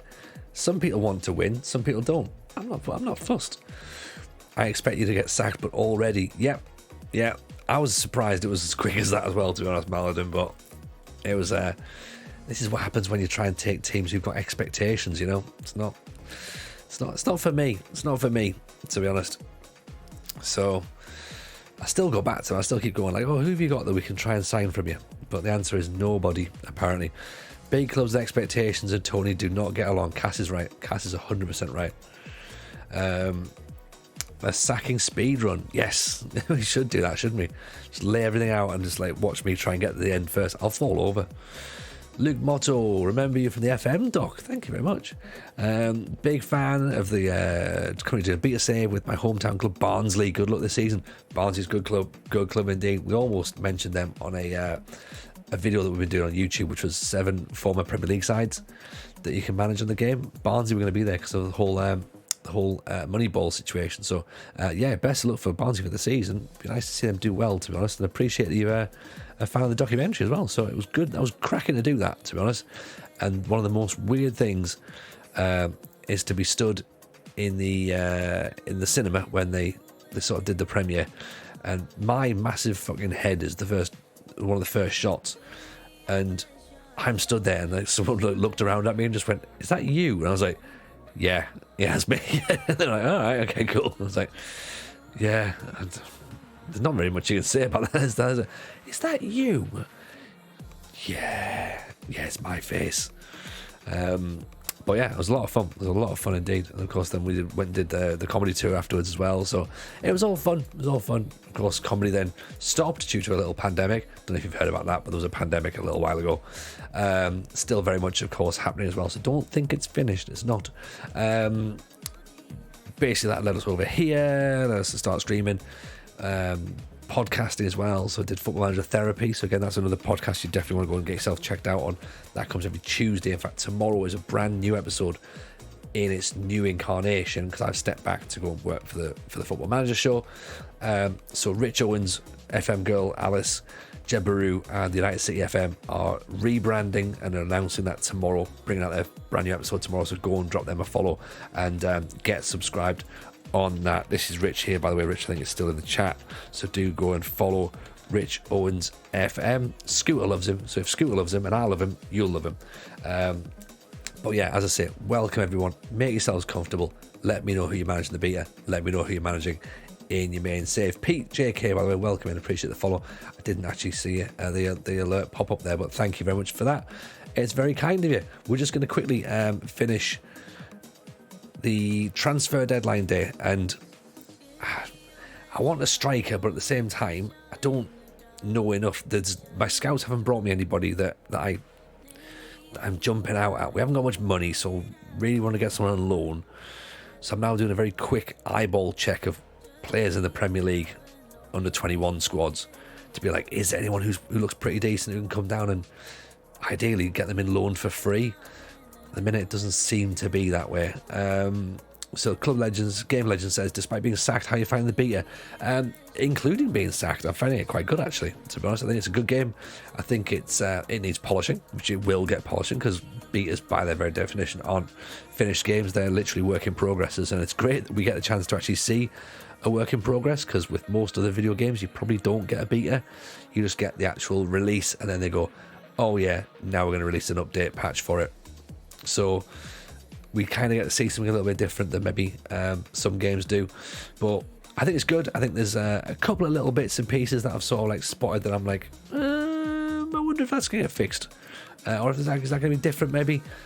It might not, we don't know, but who knows. It's good fun. There's like a cutback thing I've seen where your player gets to the byline, and on previous games they would cut the ball back across the box. I think they're starting to shoot a lot of the near post and always hitting the side nettings, so that's not great. But that might just be my players are a bit crap, so I don't know whether that's it or not, or whether that is a thing.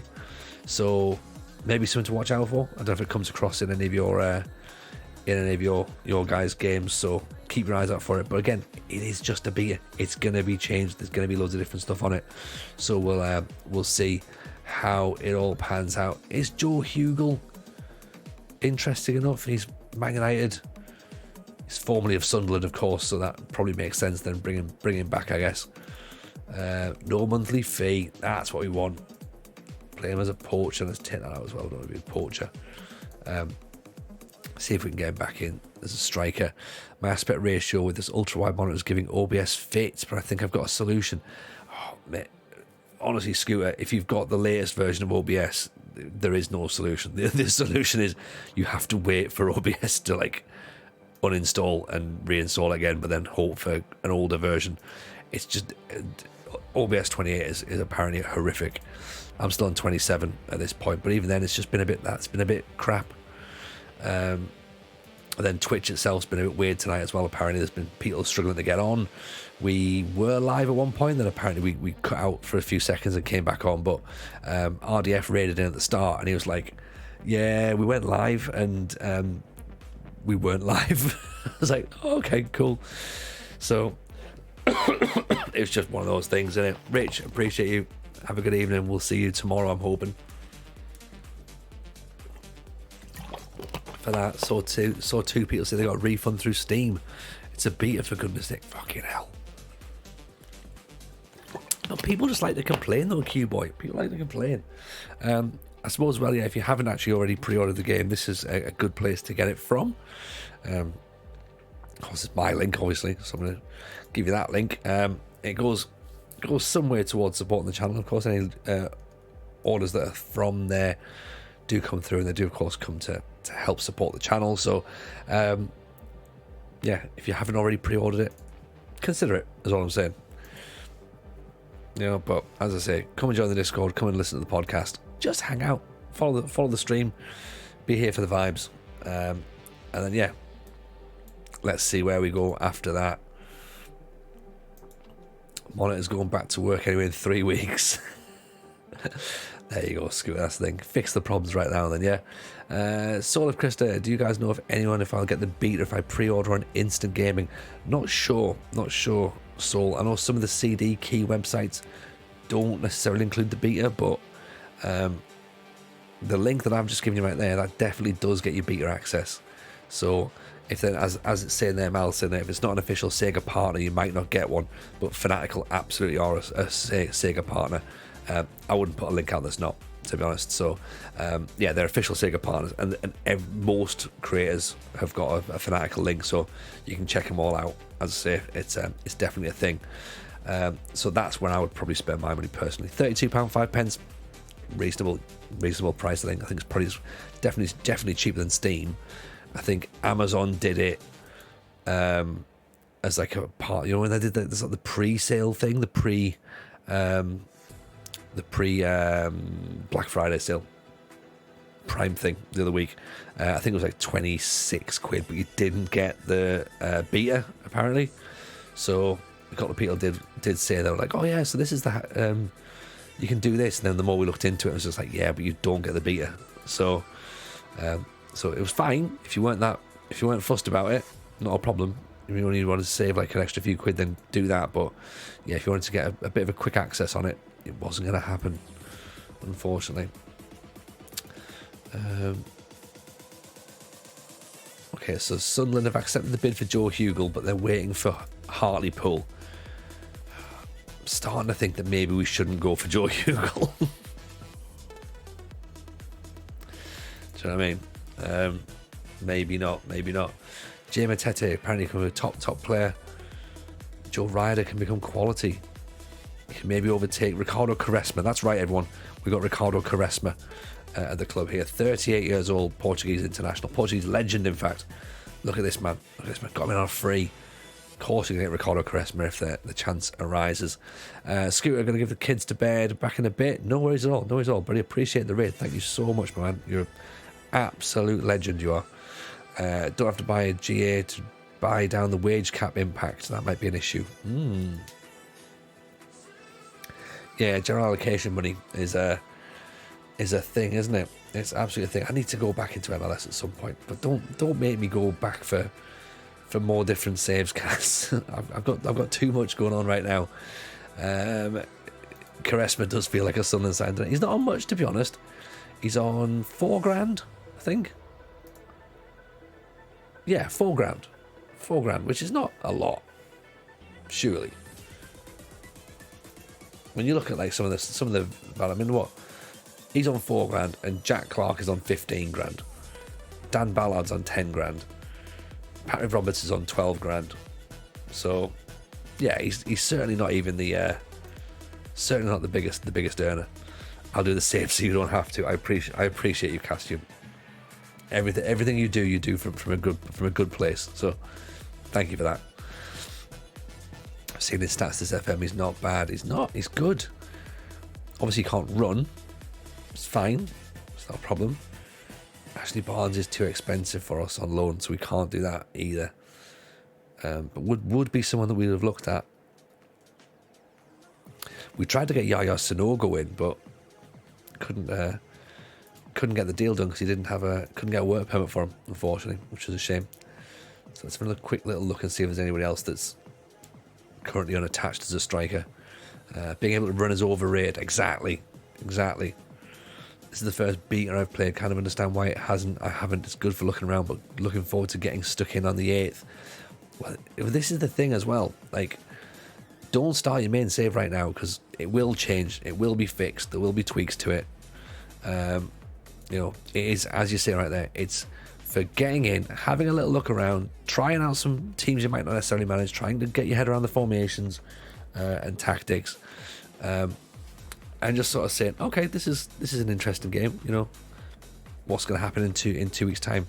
So what we're doing for our main save is we're doing a thing called the British Steel Challenge, which means you have to attempt to win everything in England, Scotland, Wales, Northern Ireland, and England, Scotland, Wales, Northern Ireland. So 32 trophies in total to go for. Now, bear in mind, I've already said that I've already been sacked after 3 days. This is going to be quite tricky for me, really. It's going to be fun. It's going to be a lot of fun. It's going to be very hard. It's going to be very difficult, but we're going to give it a go. So you've got to win all the sort of like National League North, National League South. So of course you get promoted from the North, you've got to go back to the South and get promoted again, or win the league. That's how you get your trophy. So either winning or promoting.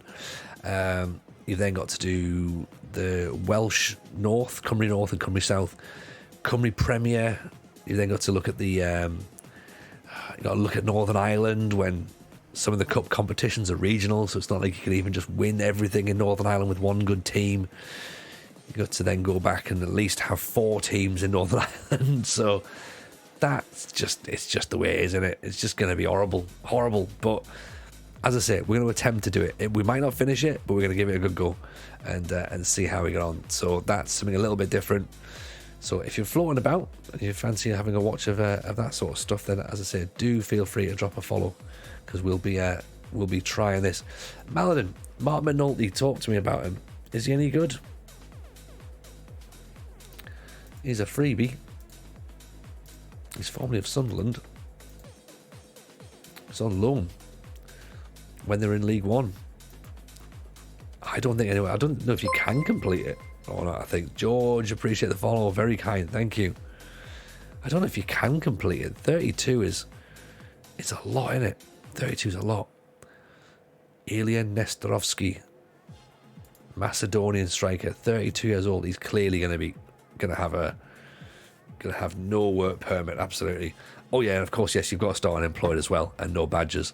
So that's 100%. Where you go, Matt Smith.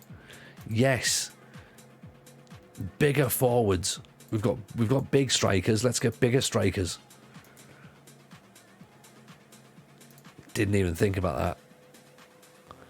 Let's get big man and big man. Macaulay Bone, Leon Clark, 37 years old. David Nugent is 37. Isaac Vassell, Max Clayton, Jamal Hector Ingram. Where's he played before? St Johnstone. West Ham, of course. Everyone's played for West Ham pretty much at some point.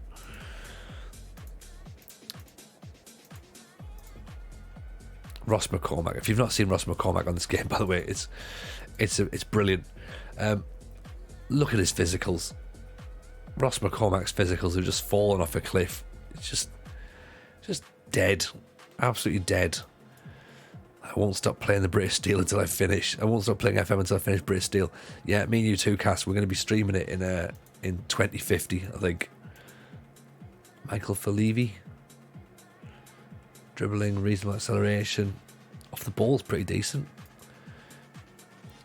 Should he start in Ireland and build from there? Well, yeah. So you'll start unemployed. So you'll just sort of see just go where you go. To be honest, and if you get a reasonable job, great. If you don't, then you start at the bottom. So that's how you got to do it. I'm looking at your physical. Appreciate that, my slab. Thank you very much. Got my best camera on tonight. Connor Washington. It's good. We can't sign him. I thought we're mates. Like, this would have been nice. We could have got it done here, but he's having none of it, is it? Not going to discuss our situation with the lack of funds. Quite frankly, didn't spend any money this year's game, so another year's saving is fine. There we go. Perfect.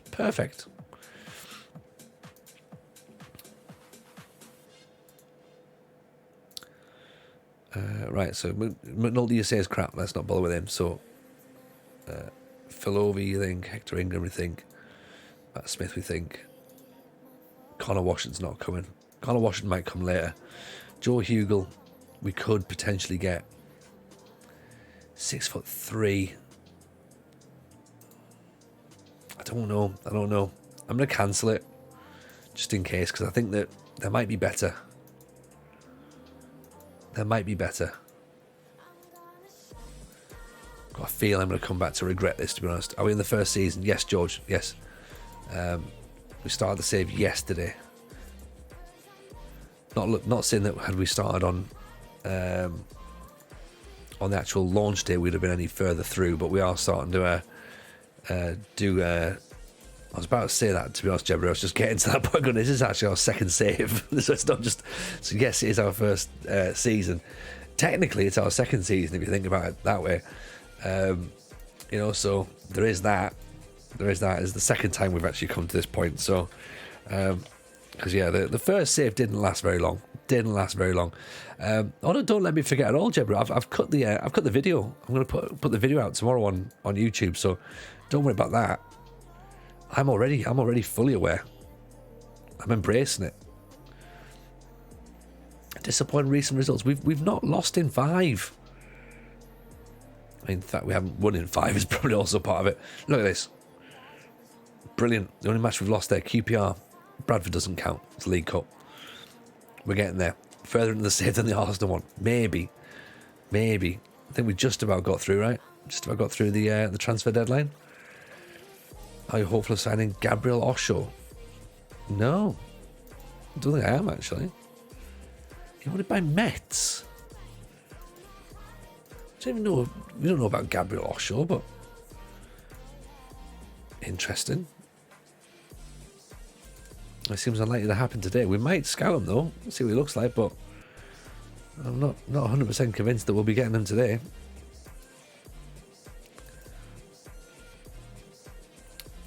Well, Connor could have come, but he decided against it. He was having none of it. Club's fault mainly. It wasn't necessarily his fault. I'm sure he would have come had he been allowed, but the club was saying no, so didn't happen, sadly. Fabio Tavares is wanted by Charlton on loan. Don't know. I'm reluctant to buy anyone that we don't know, to be honest. Never ends well, does it?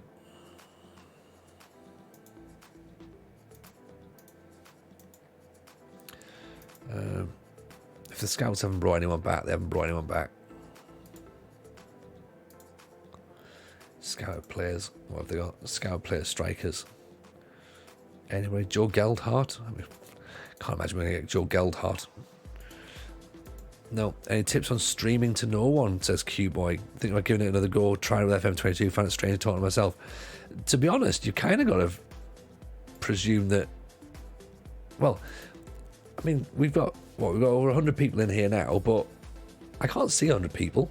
So, as Jebru says there, yeah, just keep talking and persevere. Like, you just got to go with it. Like, you exactly, yeah, Jebru said, just literally taking the word out of my mouth that I was about to say. You're putting on a show. Like, you've got to pretend that there's 100 people watching you at all times. Because you never know what happens. Like, you could be sitting there having like a really sort of like quiet day stream, you know, sort of like just going, all right, fine, you know, not engaging or whatever, not talking and stuff. If you get a raid in, then you know they've then got to get yourself hyped up and ready to present, you know. But you've kind of already got to be in that mindset, regardless, that you want to be someone that people want to watch and want to stream into. And yeah, I mean, everyone loves having a very vibrant chat, but at the end of the day, that's not what makes it. Like, the chat doesn't make it. Like, the chat are there as well as part of the stream. You've got to be able to willing to do it yourself, whether the people are there or not. Like, and you know, as again, Jebru's putting out some great advice. Get it promoted, get it, you know, send it out on Twitter, sorry. Post in the self-promote channels and various Discords and stuff. Make videos for YouTube as well, make yourself discoverable. And also as well, this is going to sound horrible, if you're brand new to it, right, if you're brand new, you kind of don't want a load of people watching it, first of all, because remember, first impressions count. And I started, 2 years ago, I think now, and my setup was horrible, really horrible. Like, compared to where we are now, the internet was shit, the camera was bad, the lighting was horrific, the computer itself wasn't brilliant, right? Like, I appreciate everybody who turned up and stuck with it, like, because my word, that must have looked horrendous. But you know what? We got there. We slowly got there. There was enough there that people liked to stay. So ignore all that bit. Take all the technical bits out of it. It's making that thing of going, can you get people to sort of be there and then want to stay? And they will stay for you, and they'll stay for how you interact. So you've got to always put that show on and make it look like that you're putting a show on to 1,000 people every single time. Even in Apocalypse, how are you, buddy? Welcome in. And yes, you're right, yeah, the game is almost secondary at some point, because no one really will be able to tell you exactly what's happened. Well, one or two people will be able to tell you exactly what's happened as you go through the stream, but sometimes the matches are irrelevant, really. It's all about the fact that you've got people in having a nice time and chatting away and making a bit of a night of it, to be honest. Be a DM dragon, make chat feel involved, come up with some names for your community. Yeah, 100%. I mean, that's all great when you've got someone who's there, but when you're streaming to no one, I guess that is a really difficult thing to do. How do you just keep chatting away? Like, I guess at the end of the day, you would probably do this anyway. Like, imagine all the stuff you do in your head when you play Football Manager, because we all commentate on the game in our heads regardless. So it's just that, you know. Keep it going on. Acknowledge everyone in the chat by name. Yep. Great way to base yourself on. United City FM, 100%. We would definitely recommend you watch them. Like, watch a load of streamers, watch a load of people, look at them, work out what you like about how they interact. Don't necessarily mold yourself off them, but take inspiration from people, and it'll come. Like George asking there about what time you're streaming, that could be a determining factor as well. If you're up against a load of people who are all getting big numbers, then one of two things is going to happen. One is you're not going to get any viewers, or two, you're going to get a whole load of viewers from a raid that you're not going to be ready for. So again, there's that sort of like trade-off. If you're streaming in the middle of the night in the UK, you're going to be getting a majoritively American and Australian audience. If you're streaming during the middle of the day in the UK, you've actually got kind of a good setup, because there's not many people stream. But then again, the reason not many people stream is because most people are at work. So it's just that. It's just trial and error. Get things done. Try it out. If you enjoy it, keep going. If you don't enjoy it, you don't have to stream. But I definitely would suggest, if you fancy it and you sounds like you're interested in it, then yeah, have a go for it. So here we go then. T as Wees Derby, Middlesbrough versus Sunderland. The board are expecting a defeat. Excellent. The fans are expecting a defeat as well, but they're hoping that we do persist with our pressing football, and they hope that Lyndon Dykes should start this match as well, which is fine, because he probably will. Lyndon Goose should say, sorry. He probably will set in place of Jack Clark. I think Mishu may come out for Abdullah Bar. I'm probably going to have a little bit more defensive solidity in there. Actually, you know what? No, I'm not going to put Pritchard in. Might allow us to get the ball moving through the channels and through the lines if needs be, and get a bit more attacking play going on occasionally.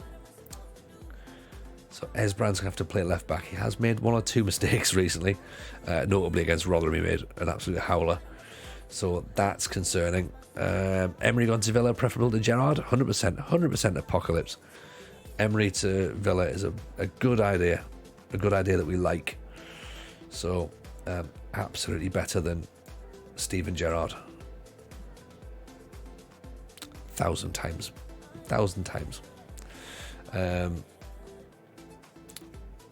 Sad seeing him leave La Liga. It is sadly seeing him leave La Liga. I'm surprised he's done it, to be honest. But then I've heard he's gotten like £8 million or whatever, so not massively surprised in that sense. But yeah, we will see. He's the best manager that would be available. So if all else fails, stream FM in a hot tub. Bang! There you go. Jack Devlin knows what's up. Absolute coup for Villa getting Emery. Yeah, 100%. I think he's a very good, very good manager indeed. We're going to persevere with Quaresma, I think. We've got Patrick Roberts as well, could come on and play in the left midfield if needs be. Haven't done as well as expected this season, but with no Europe, there's a potential for a title challenge. Yeah, they've got a good setup. I just think that he looked like he was going to leave anyway during after the World Cup, or at least that sort of seemed to be the expectation. I'm surprised he's come. He comes with expectation. That's the problem. And as I've said a lot of times on this stream, we're not used to nice things at Villa, so there's a potential that it could backfire, but hopefully not. We'll obviously give him a lot of support, a lot of backing. I'm sure he'll be backed financially as well. So that'll also be a thing. So it'll be interesting to see who he brings through from Villarreal. So whether he goes back to the club to bring any players along with him. Some backroom staff, maybe there's some links at Arsenal that he might still be able to explore. So yeah, I'm excited. I'm very, very excited to see how it goes. So hopefully it all works out well. That's what we need to think.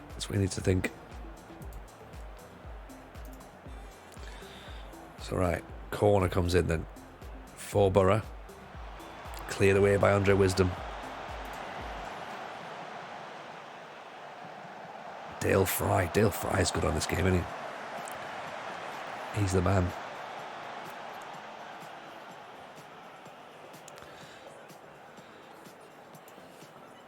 Suggesting that we always press on Dykesteel. Character Borough boo, that's them League One next season. Do you think? We were just saying there on that maybe that might not be the case. We think it might be a decent move, so we'll see how he gets on. To be honest, he's very much well, he's got no record to speak of, I suppose, really, so we'll see. I liked him as a footballer. I think he comes across as a nice guy, so wish him the best. Armand Diallo is offside, unfortunately, so that's not going to happen there.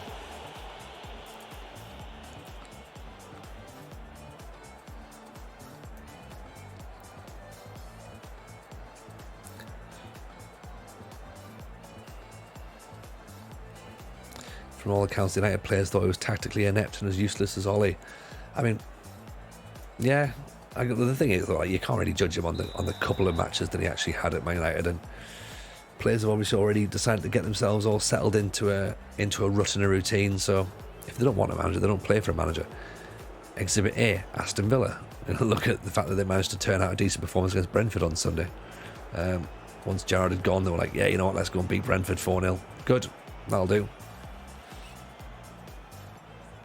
But also as well, he's not going to be, no disrespect to Middlesbrough, he's not going to be managing the level of players that he had at Man United. So what the Manchester United elite players might think is tactically inept, Middlesbrough players might think actually it's pretty clever, pretty smart. Quaresma goes for it. Oh, nearly gets his first goal in red and white. Gooch, ball in, cleared. It's good. It's good pressing. Right, Patterson launches it. Matete gets the head on there.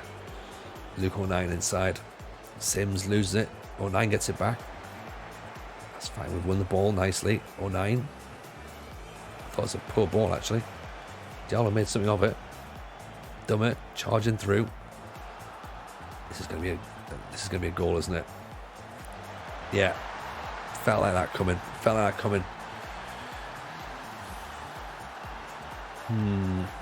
Okay. Luke O'Nien just pushed up just a little bit too much, but he had to though. He had to. Right, Quaresma's not playing particularly well. So we're going to drop to 18th in the league, which isn't dreadful. Remember though, the expectation for this season was to battle against relegation. Oof. That is crazy. That's a crazy moment. Paddy McNair has an effort. I think we went positive too soon. The game didn't like it. The players didn't like it. They all went, nope, not for us, thank you.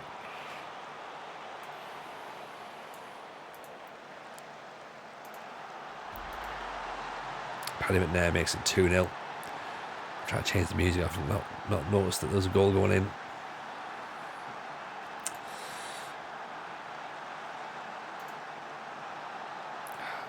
Poorly defended. Never mind. Evening, James, my guy. How are you? Pleasure to see you, my man. It is a late night one, yeah. We're just starting to wrap up. We're just getting a bit of a heavy beating here, to be honest, against Middlesbrough. So Not ideal, but it's one of those ones where we're just we pushed at the wrong time, I think, and unfortunately it's backfired a little bit.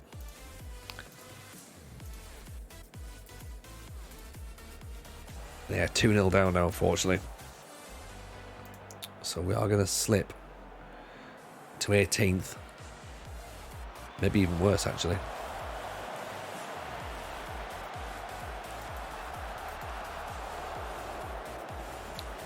Bar heads it away. But yeah, we're not even putting our foot on the ball, to be honest.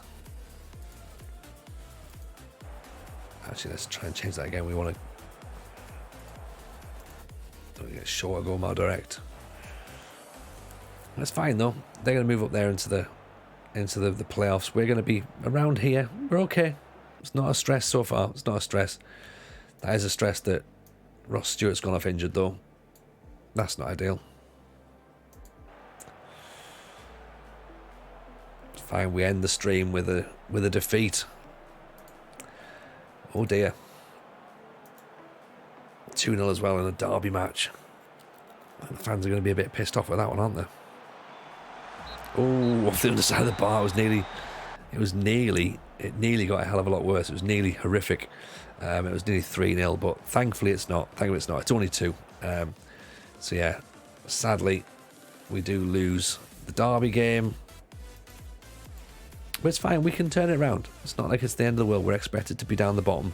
So we shouldn't really start stressing at this point, because the vision is there, let's say, to avoid relegation, which at the minute we're currently doing.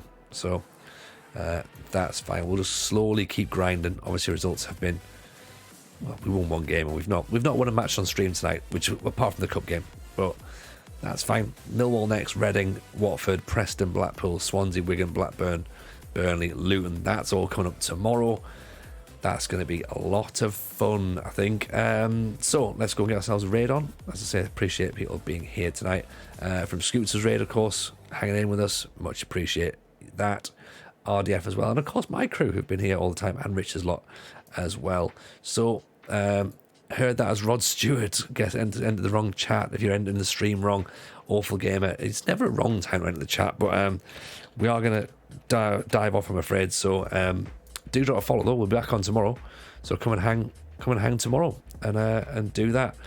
We are going to go and hang with, let me have a little look. Tell you what, we'll do this. Right, Nathy B can get the raid. Let's go and give him some love. Drop a follow on the man as well. Take it easy. We'll see you all tomorrow. All the best. Bye now.